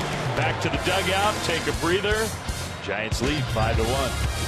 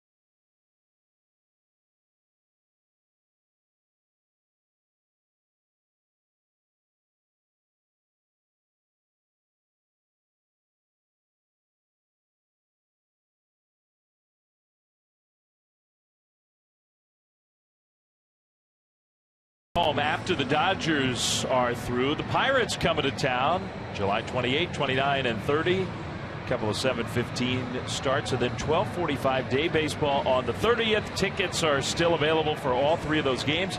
Pirates are playing well. They've got that incredibly exciting outfield to watch. Hope to see you there. sfgiants.com/tickets. And those home games for the Giants here in the next month or so are rare. And I think the Giants do feel like they have to take better advantage of the games in San Francisco. Did not play well at home in June. No. In early July. Here's Crawford. Dyson, at least from the Marlins perspective, he's soaking up some innings. Remember, the starter Alvarez had to leave in the 3rd. Joe Panik hit a line drive off his leg. Dyson got the last out of the 3rd, pitched the 4th, pitched the 5th, now in the 6th. It's 2-0. Dave, the Pirates going into today's action 3.5 back of Milwaukee. Cardinals 1 back, Cincinnati 2.5 back. So the only team in that division out of it are the Cubs. That is going to be a heck of a race. I mean, all 4 of those teams have some real strengths. I think you could say they all have weaknesses. We saw the Reds just look tremendous. Yeah, and then the right side of their infield goes down. Yeah, so that's going to be a challenge for them. Pirates have the kid Gregory Polanco, who we have never seen. He got called up after the Giants had already played their series at PNC Park. There's a strike to Crawford. So Starling Marte, Andrew McCutchen, Gregory Polanco. It is an extraordinary outfield.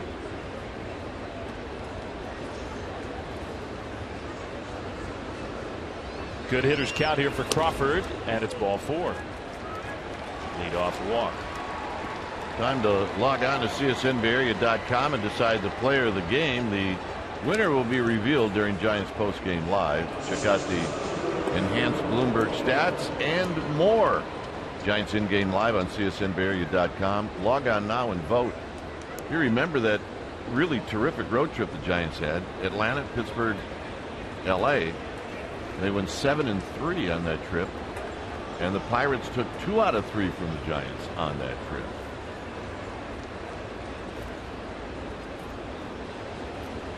I remember. Here's a ball hit off of the pitcher from Blanco. McGee not in time. So the Giants are making it very dangerous to be on the mound tonight for the Marlins. Now that may have gotten Dyson right on a cheek. At least if you're going to get one, you want to get it on a cheek. Yeah.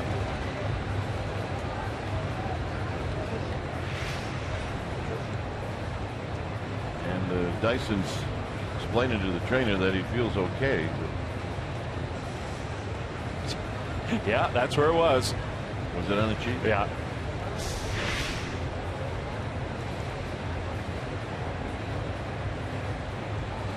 Well, you're going to get hit. Get hit on a cheek. It's a lot better than the shin. It's not a spot where you can really show off the bruise, but it is a good spot to get hit. No. Don't want to do that. Chris Hatcher, we saw him last night getting loose. Well, another good chance here for the Giants. 2 on, nobody out. I think Bruce Bochy would love to have another game where the last few innings are relatively stress-free. See if Hudson's going to try to bunt here. Strike one. He may have had the at-bat of the night. He might have. You could certainly argue it was the key moment in this game. Whether you give Hudson credit for it or what. 2 on, nobody out. That one was a ball outside. We think of Hudson as such a good athlete overall, and he is. Handles the bat. He only has 3 sacrifice bunts this year. That's a little surprising. Yep. See if he can pick up number 4. Bunted it foul. Well, the other surprising thing is the bases loaded walk gave him an RBI in the 4th. Look, he's not an RBI guy, but in over 35 at bats, he now has 1 RBI. He'll take that to Bumgarner though and show him he's got at least 1. Yeah, absolutely. Just say, look, I'm starting to catch up. 11 more to go. A little harder to get the bunt down now. With 2 strikes, he bunts and gets it down. Dyson's only play is to first. Nicely done. That advances Crawford to third, Blanco to second. They're there with 1 away. Hudson did his job. Well, if Hudson could do it all over again, I mean, he'd like to get it done on the first pitch, but at least he's not slide. Yes, yes, yes. And I think that tells you he hadn't always been successful when he's had those chances this year. 2 guys you don't see a lot of teeth during a game, and that's Hudson and Buster Posey. No. So that genuinely lit them up. Infield in, and a strike to Pence. All right, are we going to see some teeth? Somebody threw some sunflower seeds on him. Bruce Bochy smiled during a game. Oh my goodness. Pence had the 2-run hit against this guy in the 4th. Whoa. How about that slider? Now he's hardly thrown that pitch. That looked like a magic trick. Now we've seen from time to time Hunter Pence take a whack at that, but it's hard to take a whack at that if you're doing the moonwalk backwards. It's really hard. We'll see if he can put the ball in play behind 0-2. That slider again, and he does. It's a pop-up. Stanton coming on, and he makes a catch. And no chance for Crawford to tag. Good play. Yeah, that was a good play. And it just hung up there long enough, and Stanton may be shaking his head because he's thinking he did not get a great jump on it. But the bottom line is he caught it, and Crawford couldn't go anywhere. He reached down, he got that long glove. And that'll be up to Panic. Pull it off with a 2-out base hit. If he was using your old second baseman's glove, he didn't catch it. No. So we'll see if Panic can come through. Panic is 0 for 3. Although the first 2 times he came up, he hit the ball very hard. And the second of those at bats was the line drive off the leg of the pitcher that knocked the starter Henderson Alvarez out of the game. You know, we talked about what the Giants needed to do more of is create opportunities to score. Yep. And other than the first inning, they've had opportunities in every inning after that. That's a great example of it. On the outside with the fastball, where you don't have to feel like every single time you have a chance you have to come through. That feeling of, okay, we didn't get it done that time, but there'll be another chance sooner rather than later. Take a little of the pressure off. Low. Remember, it may have been one of the A's games where the A's were 3 for 19 and runners in scoring position. The Giants were 0 for 5. It's just more opportunities you're going to cash in. 3 for 19 is no good. It's not. But it's better than 0 for 5. Absolutely. Big bouncer to first, and Jones will feed to Dyson. So the Giants 2 opportunities in the 5th and the 6th, and they don't score. Middle of inning number 6, they lead 5-1.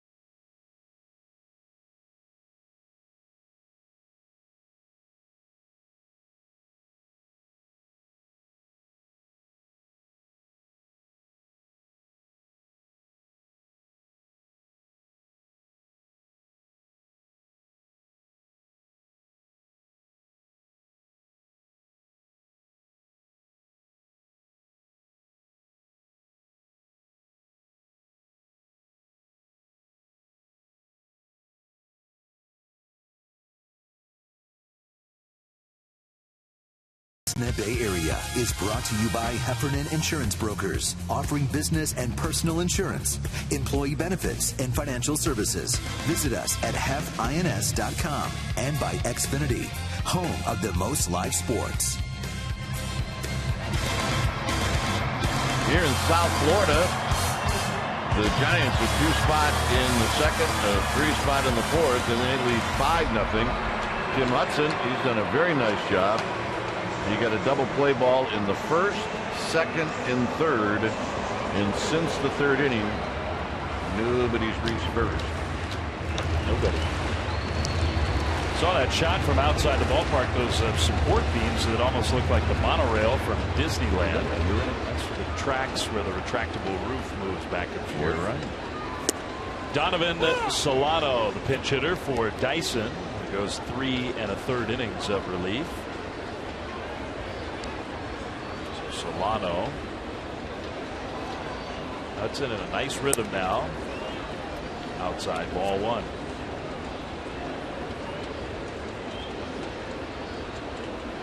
He's done some damage against the Giants in the past, this guy. Yeah.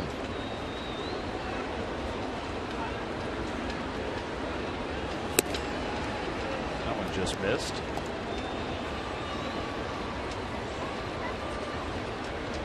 Well, you do have the top of the order, which means Yelich, who's 2 for 2 on deck. So I think Hudson would like to make sure he keeps Solano off the bases. Yelich has had real good swings. That one in the center field, base hit. So, plan B. Yeah, plan B it is. Boyd sure Hudson did not want to have to face Yelich with a guy on base. But whatever he's done to Yelich hasn't worked. Yeah. Yelich swung at Hudson's very first pitch of the game and had a base hit into right field. Second time up, shot one through into center field. He is a very talented young player. Well, when you talk to the Marlins people, including broadcasters and coaches, they, to the man, really believe that this kid's going to be a star. And he's still very young, and he's still trying to figure it out. But they think he's going to be really good. They love the demeanor, the work ethic, all that stuff. That's a strike. Backdoor breaking ball. And right now, the thing that Hudson's going to have to do with Yelich, he's a young hitter, is just try to outsmart him. He's been hot. He's got a 12-game hit streak. The hot streak carried on through the All-Star break. That one, a foul ball. He's throwing that slider a little more often in this at-bat.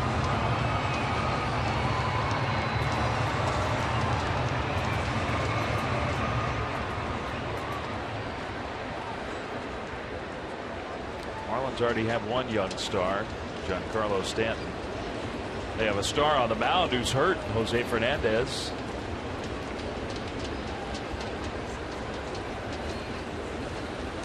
And they miss him badly. That one right there, strike three call. He went back to that pitch, this time over the outside. He tricked him. And he got Yelich to give up on a backdoor breaking ball, and that's a big out. And I think that's exactly what you were saying when he was coming to the plate. Try something a little different. Yeah, you got to trick him, because everything that Hudson had thrown up there in his first two at bats, Yelich was all over it. Well, Valdespin 1 for 2, but also grounded into a double play.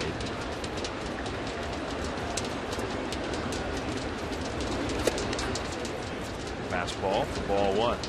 I was telling everybody, you and I sat in the dugout while the Marlins were taking batting practice, and we did not see Stanton hit, but we saw this guy hit, and he was hitting line drives all over the place.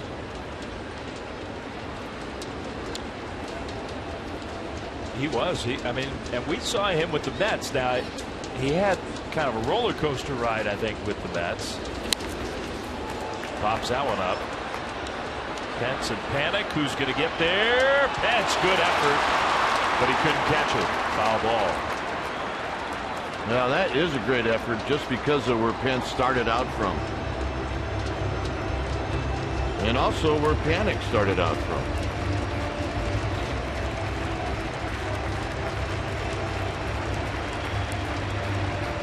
And if you're Joe Panic, you got to get after this one.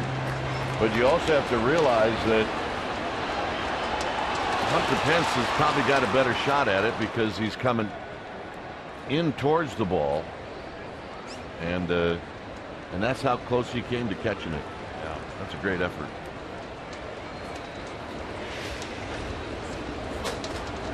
Just not quite. I mean, we've talked to Panic about new to the big leagues, new with this set of teammates.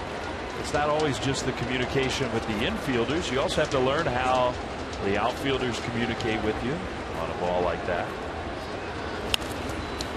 That's a pop-up, and that will be playable. It's Crawford, 2 down. So 2 outs, and Stanton coming up. How about this Tuesday? Celebrate the great voice of the Giants, the A's, the 49ers, a voice of Bay Area sports, our friend Lon Simmons, Tuesday 7:30 p.m. on Comcast Sportsnet Bay Area, and should be a heck of a program. Happy birthday, Lon. today is his 91st birthday. You old goat head. The best. And we can't wait to see him again.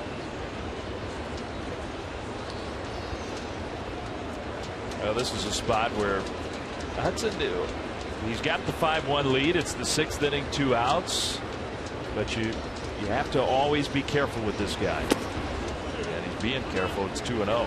Yeah, you got to keep him in the park is what you have to do. Yeah. Because one swing from him can change the feel of this game. I mean, all of a sudden, then it's a 2-run game, and you're back to sitting on the edge of your seat.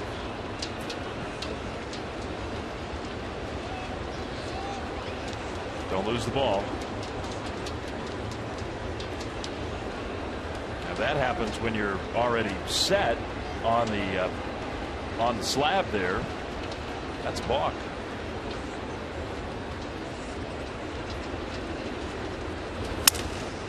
Jammed him and broke the bat. Beautiful pitch. Crawford throws him out. So Hudson gets through the 6th. John will come back to join Kipe here on the television side. See you later. You got it, baby. 5-1 Giants.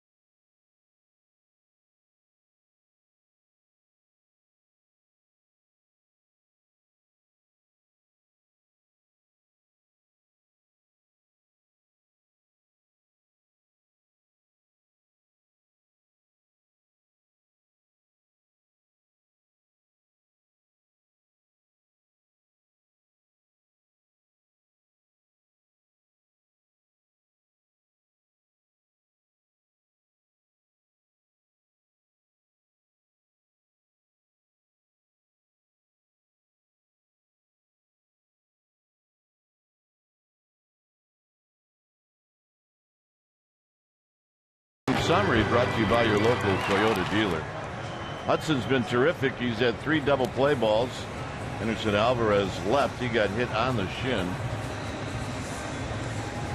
Pablo Sandoval is swinging a hot bat. He's 3 for 3. Belt had a nice RBI double, but he left in the 3rd inning due to some dizziness. It's time for a change things speedy. Oil change and tune up. Your oil change tune up and smog experts. The Giants saw Chris Hatcher last night. He pitched an inning, allowed a couple of hits, struck out 2. John Miller is back, and the Giants lead 5-1. So here's Hatcher. This guy throws hard. Seems like if you want to be in the Marlins, you have to be about 6'5" or taller, and broad-shouldered, and you have to throw very hard. Very hard.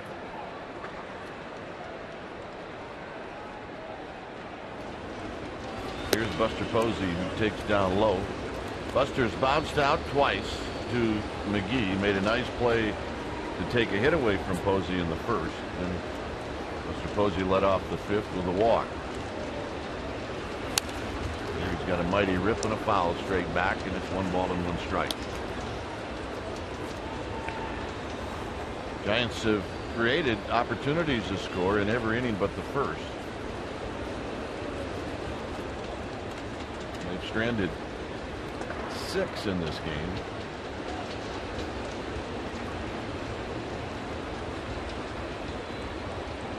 And Posey takes low. 2 balls and 1 strike. Sandoval and then Morse.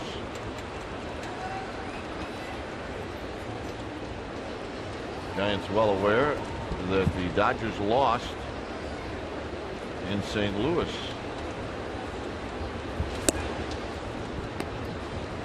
Lost by a score of 4-2. See where the Cardinals got all 4 of their runs in the first 4 batters of the game. Unbelievable. Never scored again, but that was enough. 3-1. Posey hits a high fly ball, deep center field. Tough place to go out of the yard there, and Ozuna puts it away. And that'll bring up Sandoval.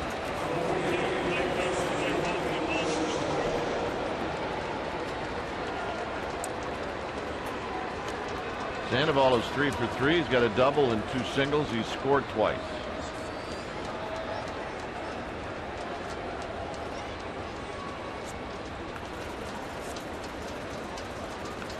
Perhaps the Greinke who pitched for the Dodgers today in St. Louis is one of those guys where they say best time to get him when he's most vulnerable is when he first takes them out. Get him early, and I guess 4 hitters in, that's what you call getting them early. The first 2 guys got on base, and then Matt Holliday hit a 2-run single, the 3rd place hitter, and the 4th place hitter, Matt Adams, hit a 2-run homer, and 4 batters in, it's 4-0. Dave was saying the first 2 hitters reached on errors. Oh, no good. Sandoval takes low. Sandoval took a pitch. Very surprising.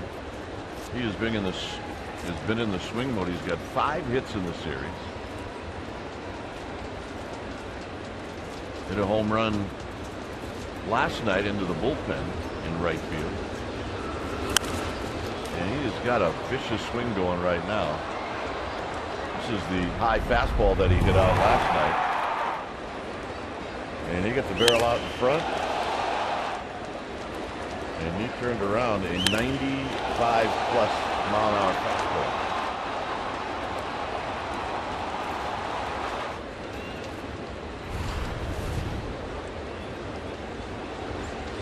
Catcher steps off the slab. This is the 7th.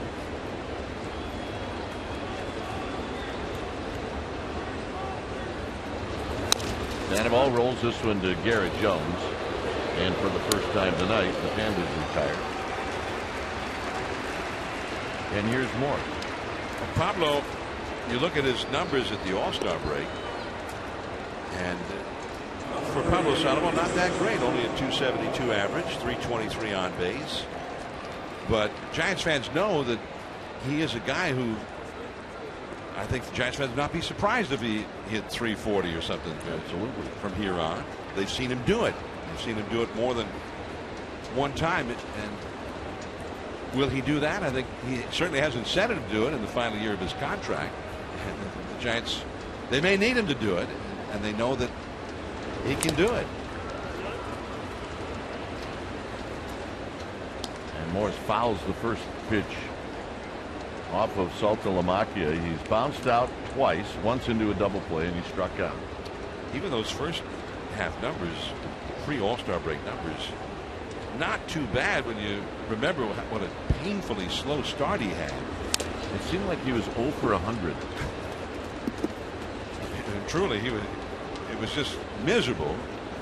And he wasn't hitting the ball. He wasn't hitting it hard. And he was under 200 for a good long while.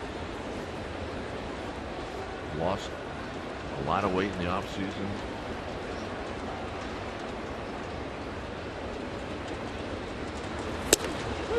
Got him, and that'll end the inning. So a 1-2-3, 7th. It remains 5-1 Giants.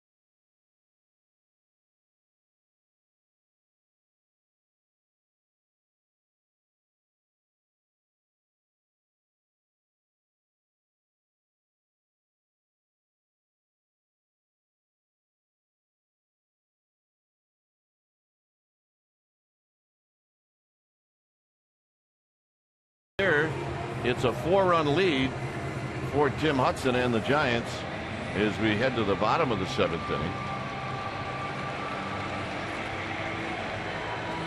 Hudson will go after McGee, Jones, and Ozuna.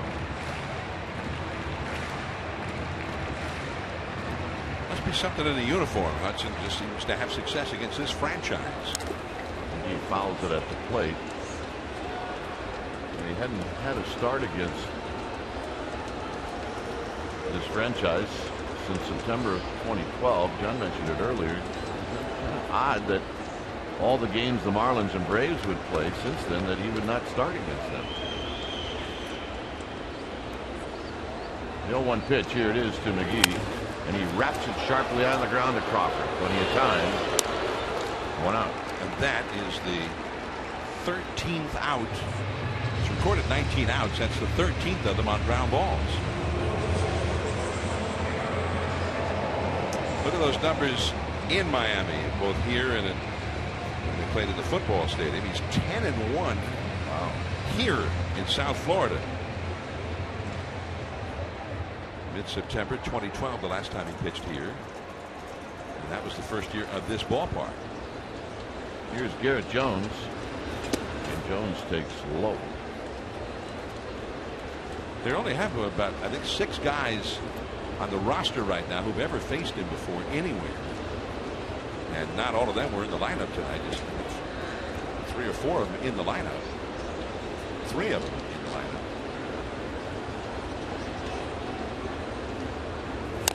This is wrapped on the ground foul, and Stanton coming in at 15 at bats against Hudson. Jones, Garrett Jones, the guy hitting right now, 14.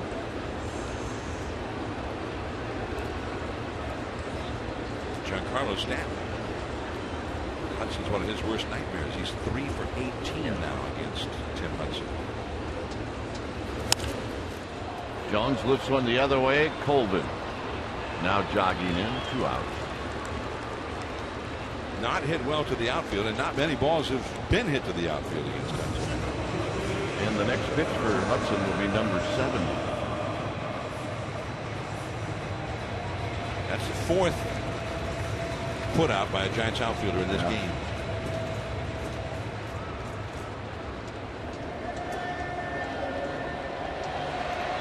Here's Ozuna. He's flied out and he's bounced out.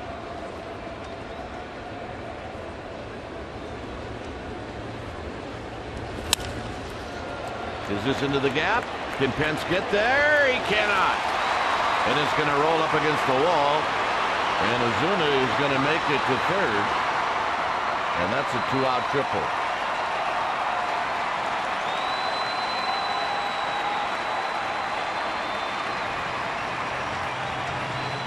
So now, with this base hit, the hits are even. And Hunter Pence, just for 1 second, it looked like with that extendo reach of his that he was going to get there and maybe 6 inches short. So Hudson now will go after Saltalamacchia with 2 outs and Ozuna at third. Saltalamacchia went to the opposite field for a base hit in the 2nd inning, then bounced out sharply to Crawford on the overshift. And the Giants have the overshift right now with Crawford to the right of second base, and the first one is fouled off of Buster Posey's shin guard. With Ozuna at third, Sandoval cannot quite move over to the shortstop position. You can see the pitches by inning. All very good. 15 in the first. Just a vintage Hudson performance for the most part. Spinning Saltalamacchia around. It's 1 ball and 1 strike.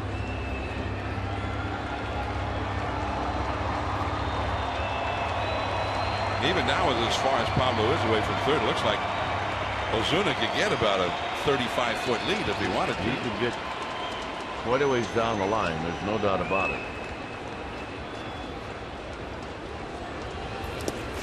Nice block. 2 balls and 1 strike. Pablo broke toward the bag when that ball hit the dirt. It was blocked by Posey to make sure that Ozuna was not taking liberties over there.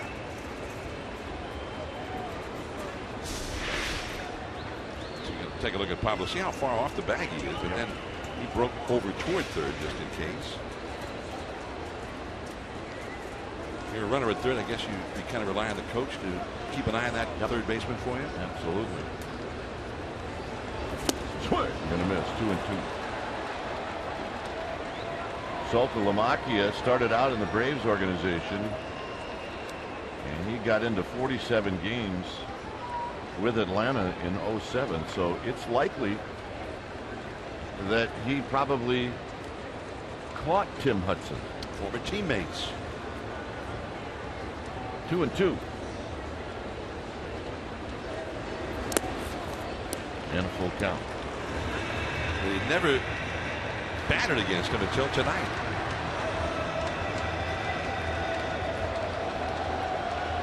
Salty got traded from Atlanta and ended up in the American League. Won a World Series ring with the Boston Red Sox just last year. Hudson does not have to challenge Saltalamacchia. We'll see what he does here. 3-2. And he got him on a high fastball, and that'll end the inning. 3 strikeouts for Hudson. 8th inning coming up.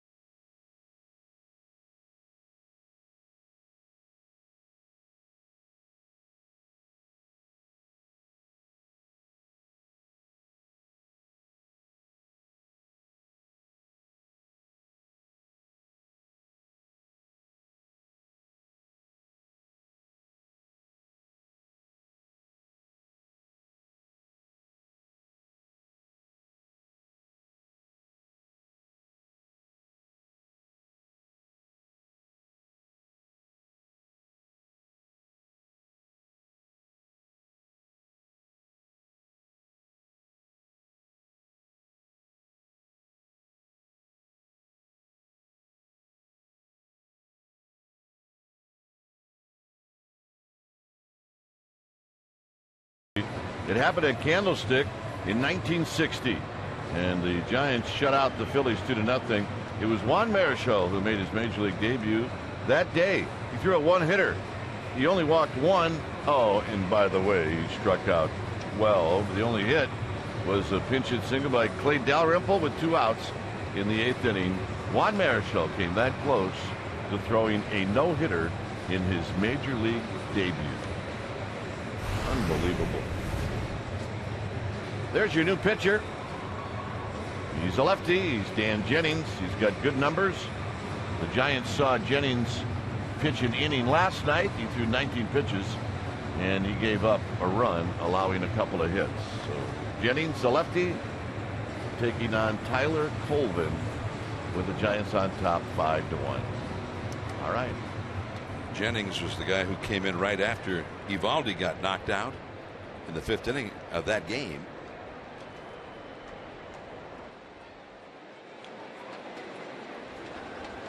So here is Jennings to face Tyler Colvin, who's been hit by a pitch and scored a run and popped up to second.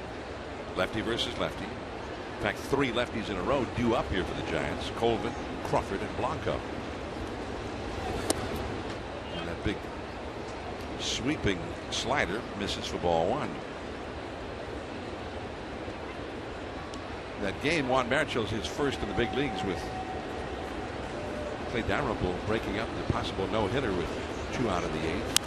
There's a foul back to the screen. And Dalrymple did it again to Marichal, if memory serves, later in his career, a couple of years later maybe. The brilliant career of Marichal began on this date 54 years ago. Hard to imagine it was that long ago. That's down and away. And Marichal in his 70s now, still looks great, stays in excellent condition. We see him every so often at the ballpark. The Dominican dandy, they used to call him. Into left field, there's Yelich. Almost came right where he was to begin with. And there is one away. Brandon Crawford will be next. The Giants ahead 5-1 here in the 8th inning. Henderson Alvarez, the Miami starter who's been their best pitcher, got struck with a sharp one-hopper, hit right back at him, and it hit apparently off his left shin and ricocheted over off his right calf. And he had to leave the game with a left shin contusion. So he pitched only 2 2/3 innings. Bullpen's been on ever since. Ball 1 to Crawford. Crawford is flied out to left, grounded out to first, and walked. Giants got 2 runs in the 2nd inning. Belt knocked in the first with a double. Pablo had doubled to get on base, and then Belt scored on a pass ball and a wild throw.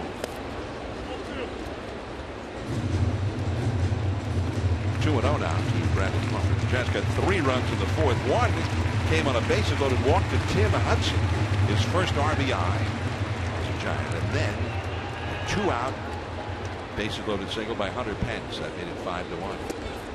Marlins got their only run in the 1st inning, knocked in by Santa Cruz's Casey McGee. A single into center field with 2 down and a runner at 3rd. But the Marlins have not scored since. Tim Hudson 7 strong in the books. Just the 1 run and 7 hits allowed. Well, that's a 4-pitch walk from the left-hander to the left-handed hitter. 2nd straight time that Crawford has walked. They will bring up Gregor Blanco.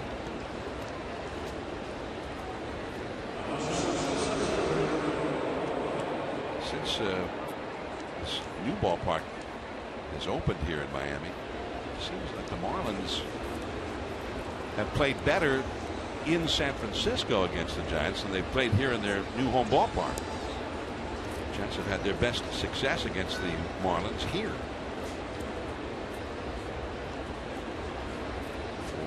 For whatever reason, the Marlins have been real tough on the Giants in San Francisco. And that even predates the opening of this ballpark. Gregor Blanco has struck out, been walked intentionally, and then he singled his last time. They walked him intentionally to load the bases with 2 down in the 4th to get to Tim Hudson, and then the whole strategy backfired when Hudson got a walk to force in a run. And that's a ball down and away. 2-0 to Gregor Blanco. And now Saltalamacchia will go out and conference with his left-hander. Jennings is having a hard time getting the ball in the strike zone suddenly. 28 in the 3rd innings before tonight. Jennings had walked 11 and allowed 30 hits, so he's allowed a lot of base runners, close to a 1.5 whip. Walks and hits per innings pitched. That's high, but although they got a run against him last night, he has only a 1.27 ERA. He's been tough apparently with men on base most of the year. Now it's 3-0. Well, he has not thrown a strike since he got Colvin on the fly ball to left. 7 straight pitches out of the strike zone. Tim Hudson is out on deck.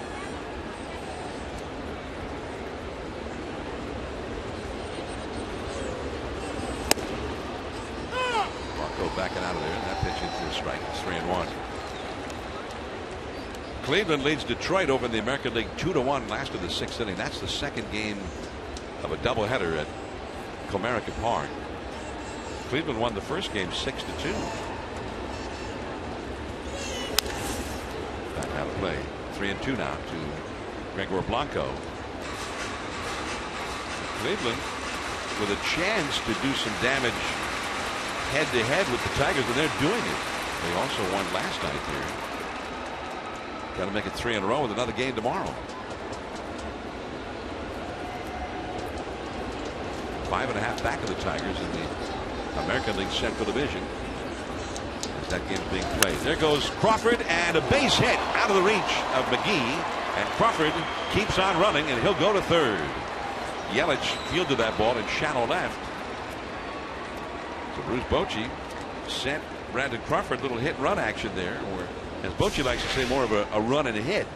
Batter's not obligated to swing if he doesn't like the pitch. It's out of the strike zone. But that was in there, and he punched it right through that hole. As Tony Gwynn used to say, the 5.5 hole. Blanco's been on base 3 straight times. It's his best game in a while. So here's Hudson with runners at first and third and 1 out. Hudson, who has struck out. He drew that bases loaded walk to get his first run batted in as a Giant, and then he had a sacrifice bunt in the 6th inning. Middle infield, double play down. And it's ball 1. So I left you. I got a call from Mike Krukow, and he's at home and he's critiquing this. So you had some pointers for us? You were taking down some notes? Got a big one of those yellow notepads, and he's filling up pages left and right. Back to the bag at first is Gregor Blanco. You see Jennings the pitcher, and that's Jared Saltalamacchia in the squat. See, I'm trying. You might write something down like, don't use that again, it's mine. Back to the bag at first is Gregor Blanco. He'll be back on Monday when the Giants play in Philadelphia, which is one of his former cities, his former hometowns.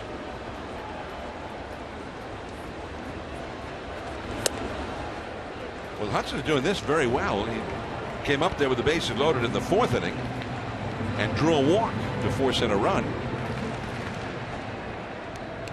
There's Mike Redmond. Wonder what's happened to, how come he can't throw a strike to I put him in against 3 lefties and he can't throw strikes. Now he's facing a pitcher and can't throw a strike. And a mighty cut by Hudson. It's 2-1. Well, he took a shot. He was going for his first Giants big fly, I think.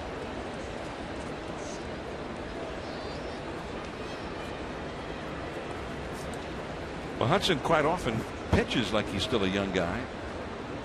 But when he was a young guy, his hitting was a lot better than it's been this year. Good hit.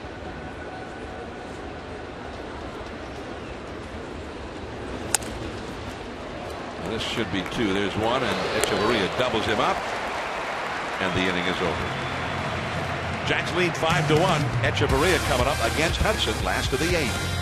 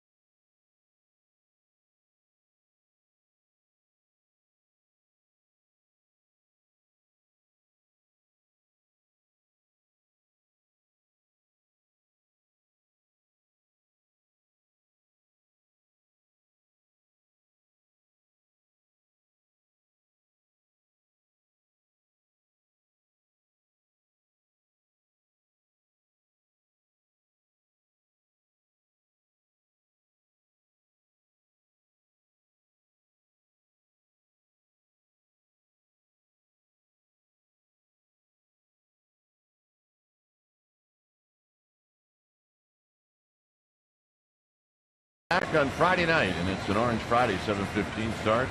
Saturdays is 6:05 start, and then a reminder for the Sunday game. It is a nationally televised game, and that time slot is moved up to 5:05. It's the Giants and Dodgers. Tickets are available for all three games, and the best thing to do is just check it out at sfgiants.com. It's 5-1 Giants. Aerial coverage, pictures such as this provided by Goodyear with superior performing tires that knock it out of the park. Goodyear, more driven. It's downtown Miami. We're not too far from downtown Miami, not far from the port of Miami where the big cruise ships sail in and out. Well, in some ways, you spend a lot of time here in spring training. And for a long, long time, the Baltimore Orioles had spring training here. When I used to do the Baltimore games, they were still here. It's a great city. Right to panic. And Echeverria is 0 for 3, and 3 times is grounded out once into a double play. And now a pinch hitter will come up. It's going to be Jeff Baker. All of the available hitters off the bench for the Marlins are right-handed hitters. All of their possible left-handed hitters, lefties and switch hitters and whatnot, all in the starting lineup against Hudson. Well, look, Miami has a big league team. I can imagine it was quite the place to be for spring training. That'd be fun. Baltimore was the only team in Major League Baseball that had spring training in a city bigger than its home city. 1-1 the count to Jeff Baker. Now, at that time, there was no team in Washington, so correct. Their market really was Baltimore and Washington, which was a very large market, but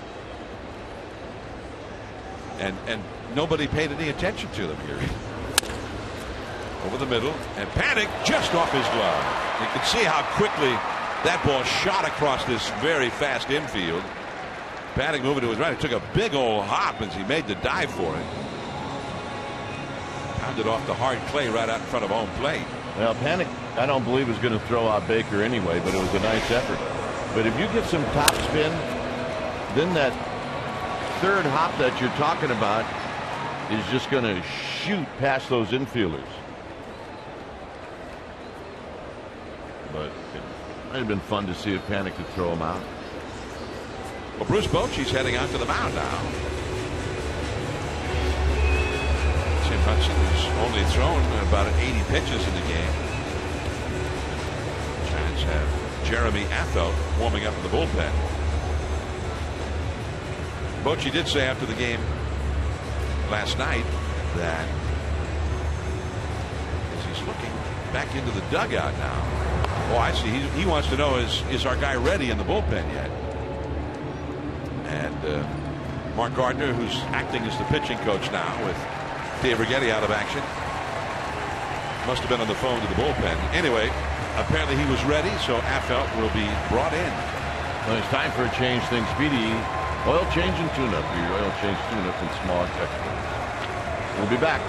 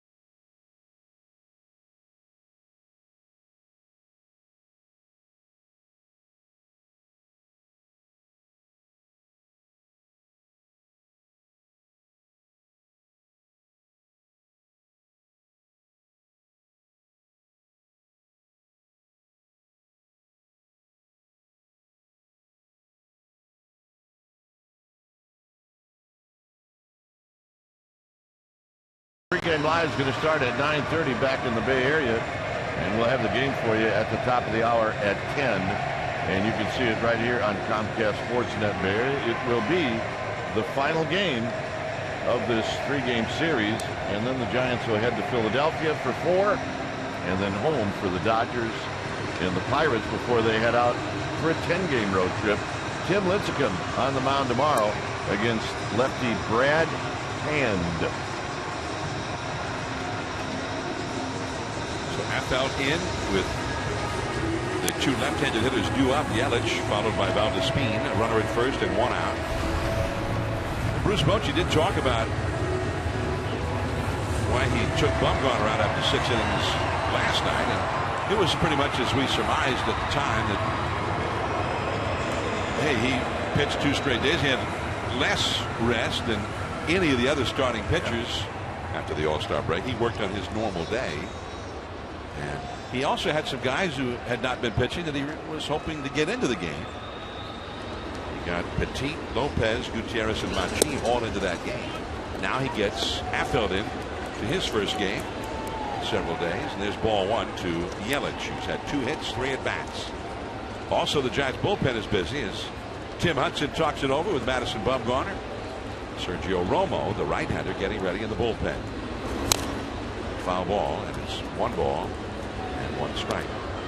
Coach wants to get all the guys in the bullpen action as soon as possible to get them rolling again after the inactivity of the All-Star break.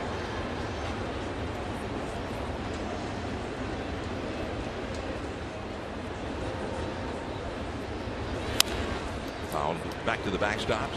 1 ball and 2 strike. The Marlins, on the other hand, Mike Redmond, 2 games in after a 4-day rest, and his bullpen needs some rest. Yeah, that's a bit odd, but you knock out the starter as early as the Giants did last night, and then your starter leaves Alvarez due to an injury here. It's going to be a bit of an overload. Curveball smothered by Buster Posey. Ball 2, 2-2 with Baker, the runner at first. Valdespin, another left-handed hitter, on deck. There is Baker, who had the pinch hit single against Tim Hudson. Morris on the bag with him. Marlins worked 5 innings out of their bullpen last night, and they've worked 5 1/3 so far tonight. And that's a heavy load for any bullpen in just a couple of days. And that curve kind of flew out of his hand. And now it's 3-2. And that may be a little rustiness showing through from not having worked in several days. It's a good pitch for Affeldt. That big curveball. He had 1 shot to use it. This is his first game in a week. Right to the shortstop, and back to the bag goes Baker. He froze on the line drive. So Yelich hit it hard, but right at Brandon Crawford. Now Yelich took a little swing out. I remember Al Oliver used to call those atom balls. Yes, he did, and he used to hit a lot of them. Al was convinced, and having watched him doing his games for a couple of years when he went to the Texas Rangers years ago, he probably hit more of them than anybody I've ever seen. He hit line drives every day in his prime in those days. He came to the Giants for a year in the early 80s. So I had a chance to play with Al Oliver. He's a great guy. His nickname was Scoop, and Scoop, yeah, like what? Never scooped anything out at first in a full year. But look at that. Valdespin was heading to Fort Lauderdale as that curveball snapped right in over the plate. Yeah, you got the feel of that one. Maybe, I don't know, I didn't hear it from up here, but he might have been screaming or something. Very well could have. No, my God.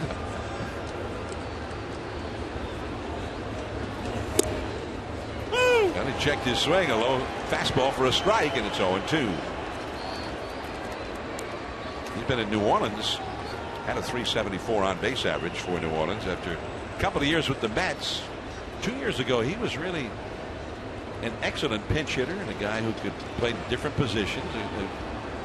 a strong presence off the bench for the Mets, but he had a very bad year last year, pinch hitter and otherwise. 1-2. Giancarlo Stanton is on deck. Now, there were 2 down in the inning, but if Stanton comes up in this inning, I'm guessing it'll be Romo to face him. He's ready to do it. This is Bill Hayes, who's the acting bullpen coach now, with Gardner in the dugout as the acting pitching coach. And that one goes by Buster Posey. And Baker moves to second.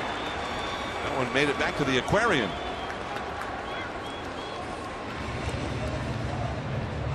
Wild pitch is the ruling.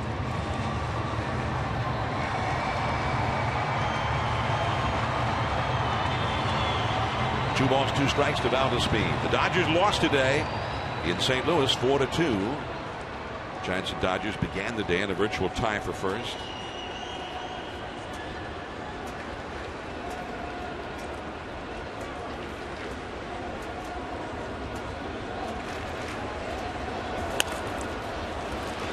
Posey and Pablo both going for it, and Buster, he makes the catch. Well done. And Pablo, who may have thought he could catch it too, wisely stayed out of his way. Get out of the way. It's a terrific catch. And one of the reasons it's a tough play is because of the glove that the catcher has. You got to sweet spot it, and Buster Posey does. Very nicely done.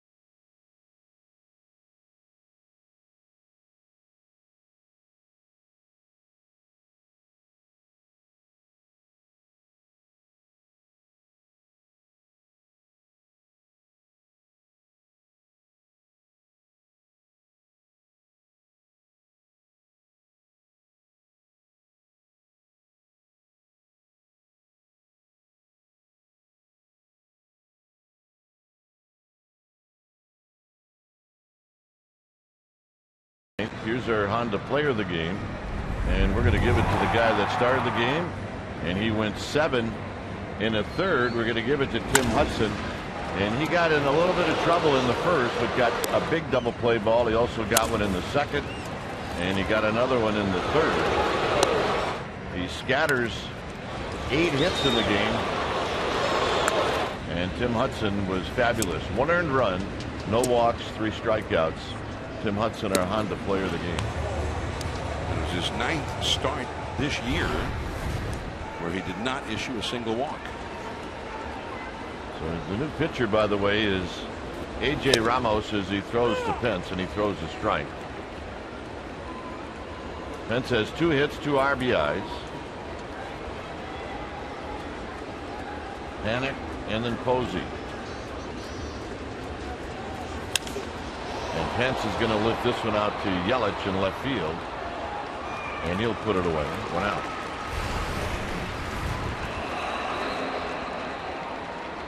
Here's Panic. Panic has hit the ball on the ground 4 times. There you see the numbers for Ramos. Lefty's not hitting them. Righty's not hitting them. So their bullpen's pretty good. Panik looking for a hit.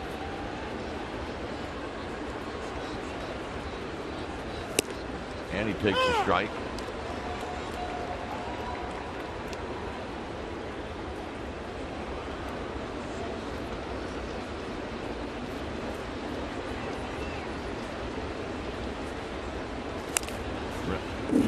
Mike Redmond, the manager, this is 5 pitchers now he's had to use in this game. Alvarez was injured after 2 1/3.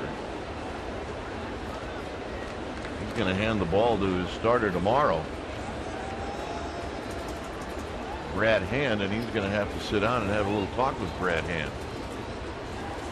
Panik takes wide, 1-2.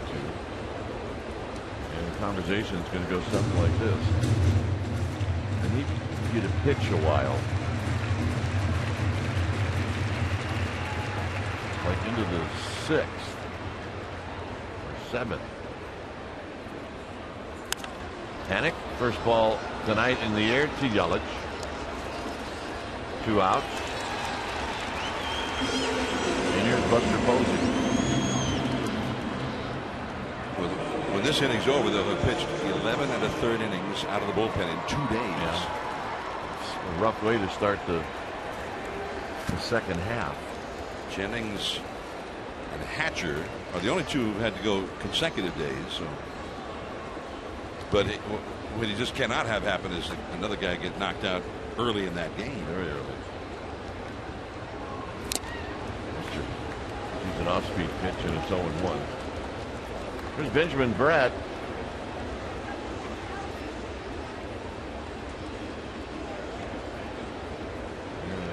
Tell us, Ride Along 2 is being filmed in the area. Benjamin Bratt is a Giants fan. Great fan. I met him when they had the debut after the 2012 World Series, Major League Baseball's World Series film. They had the big world premiere at the Castro Theater, had the red carpet and everything. It was a great place to watch that film and relive some of the great moments in that really amazing postseason. And he was there? He was there. He was the narrator of the film. Born in San Francisco and always just a great Giants fan.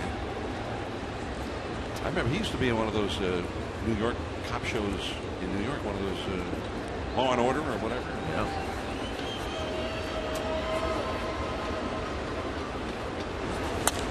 Posey out of play, 2-2.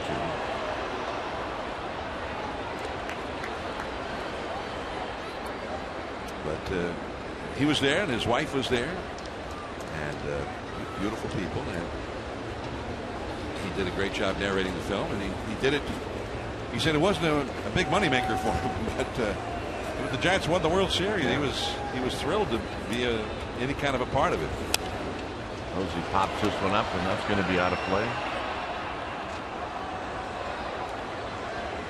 Well, sometimes you do it for the love of the game. You know? Like the rap. Yeah. The rap. Why do we do the rap? Because we love the game. The love of the game. 2-2 to Buster Posey. Larry Baer was just a little while ago sitting with Benjamin Bratt.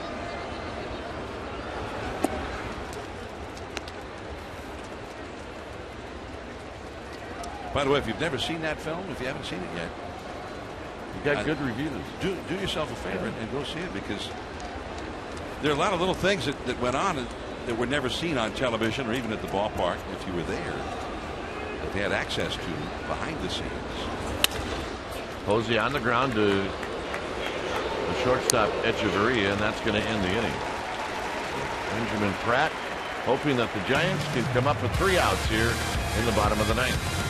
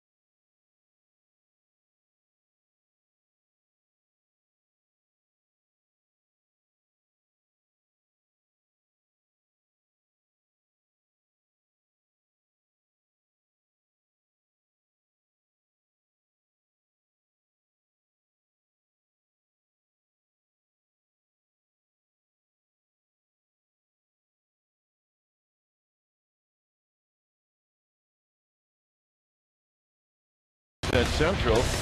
And you can do that after Giants postgame live right here in Comcast Sportsnet Bay Area. You'll get reaction from this game, the Open, headed to the third round. And you can meet Raiders quarterback David Carr after postgame live.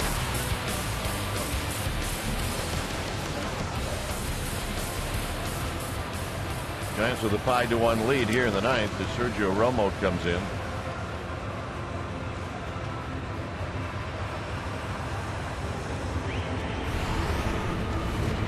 So there's Romo, who replaces Affel to replace Hudson.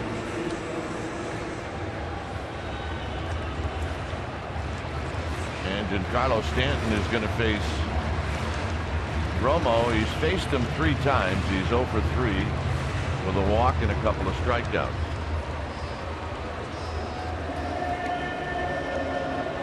Romo showing signs that his slider really back right at the end of the All-Star break. But this is a fastball, and it's hit deep and gone. And it's 5-2.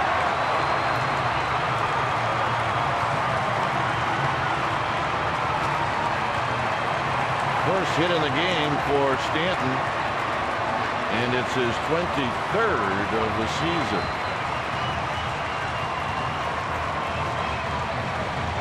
That old get it in fastball for a strike. And Stanton was having none of it. Yeah, a lot of guys take pitches if you're down 4. Stanton going to take a strike? No, he's not.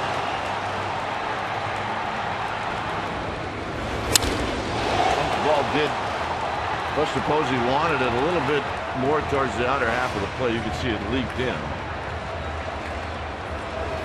So here's McGee, and he lifts it out to Pence. And Pence is going to put it away. And that'll bring to the plate Garrett Jones.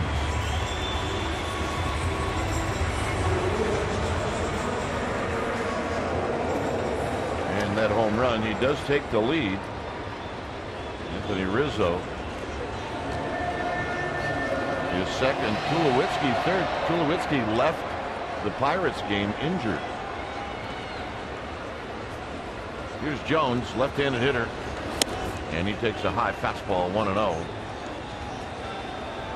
Garrett Jones has only faced Romo once. He's 0 for 1. Rizzo hit a couple of home runs last night in Arizona for the Cubs.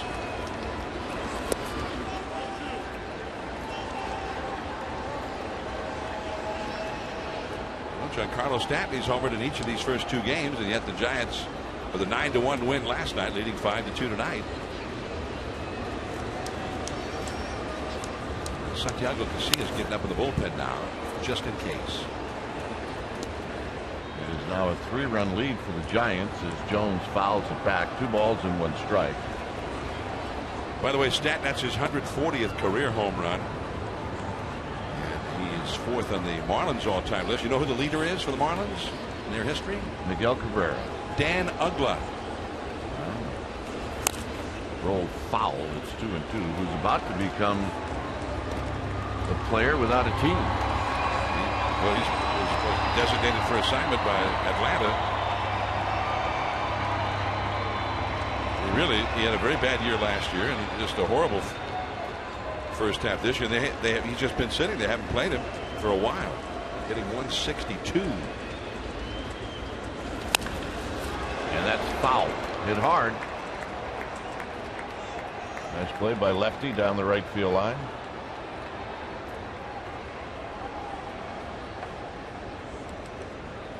So Romo rubs up a new baseball. We're in the 9th. 1 out, a run in.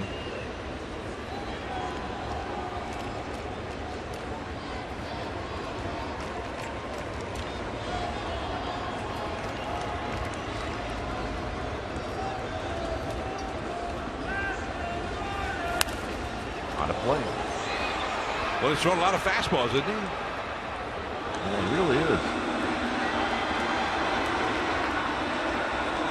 That home run by Romo, given up by Romo, the 8th that he has allowed this year in 37 1/3 innings. It's the most home runs that he has ever given up in a full season by far in his career.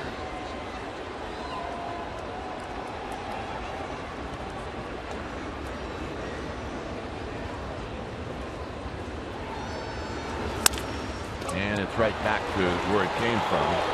2 outs. That's a real nice pitch, the changeup, and he definitely had Garrett Jones off balance, hitting the comeback. It's a nice movement, running away.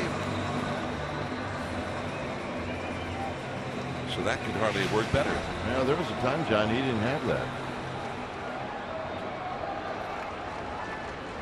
Ozuna tripled in the 7th. There was a time where he was not going to get most left-handed hitters out, right. At least not consistently. And he was just a guy that was going to be a situational because of the trouble he had against lefties, but it's not the case anymore. And that changeup was a big reason why he's been able to do it.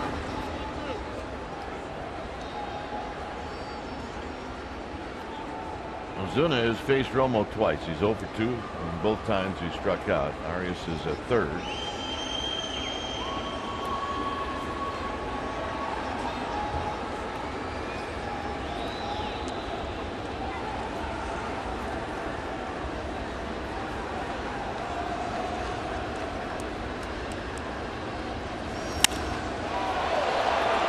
Blanco on the move. Blanco's looking up. It's off the bottom of the wall. And into second base with a double is Ozuna. Well, that's going to be it for Romo. Here comes Bochy.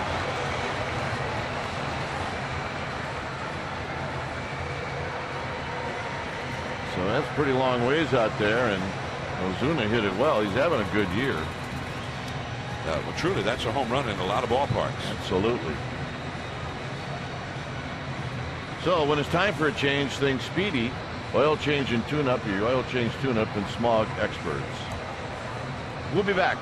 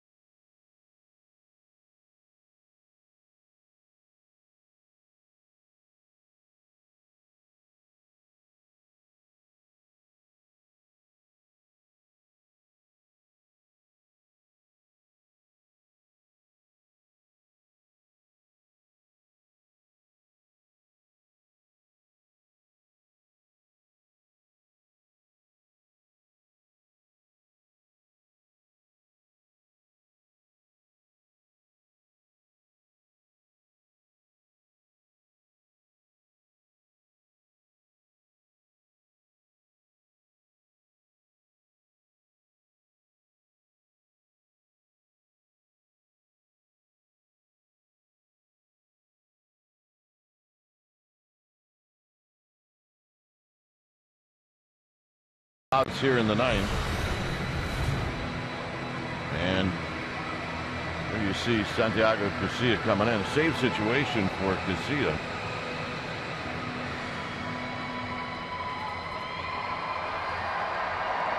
Here's Bochy when he came out to get Romo. I think he wanted to tell Romo something, so he stopped him. And then once he said what he needed to say, Romo took a hike with a little smile.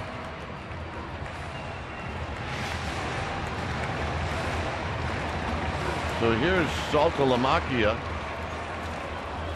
Overshift design and a fastball that just ties up Saltalamacchia, and it's no balls and 1 strike.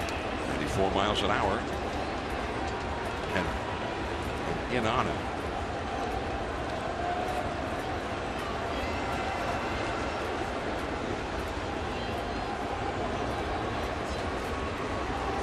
Ozuna at second.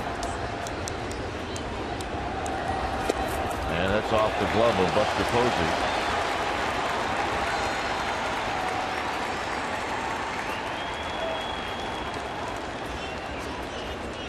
An issue if this was a one-run game, but not so much now. All of Garcia's attention has to be on the hitter, not anybody else. So it's 1 ball and 1 strike. As I mentioned, the overshift on. Crawford to the right is second.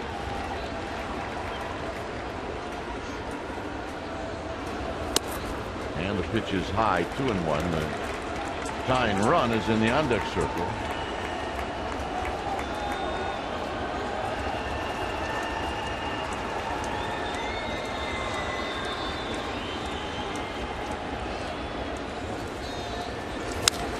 And a rip by Saltalamacchia. And now it's 2-2. That was a challenge fastball.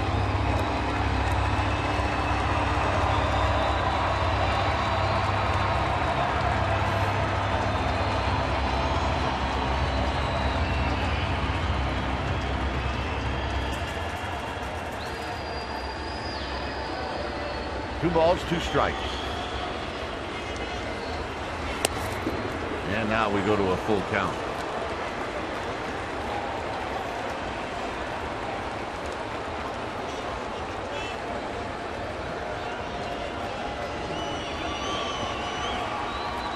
So I'm assuming that Casilla is just going to challenge him with a 3-run lead.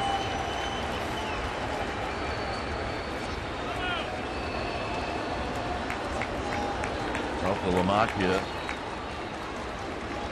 steps out of the box.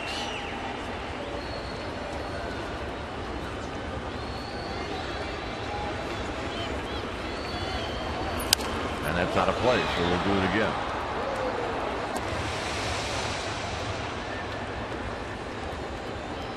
This is a safe situation for Garcia, with the possible tying run being either at the plate or on deck when he enters the game, even though he only needs the 1 out.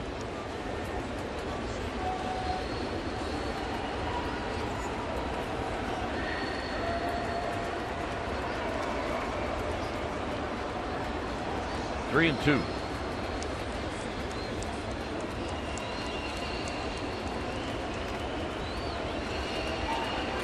Got him in and out of the glove of Posey, and we'll do it again.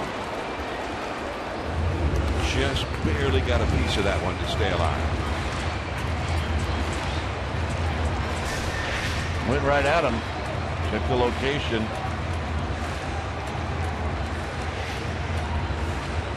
And I'm assuming that Garcia's going to do it again.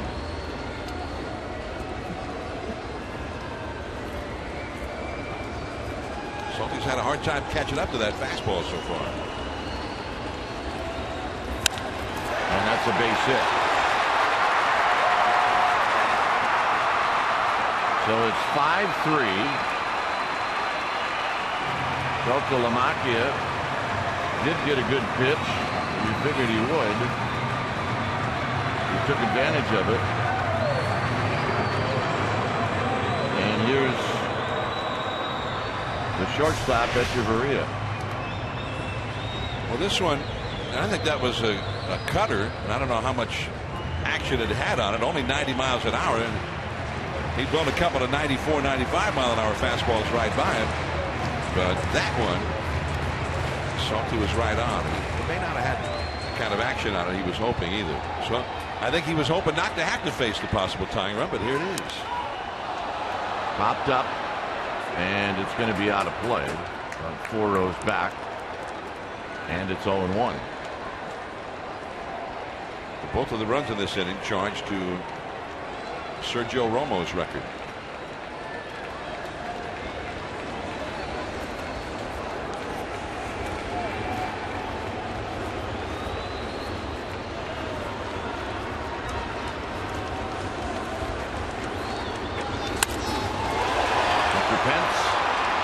And that's the ball game. So the Giants win game 2 of this series. And at one point it looked like this was going to be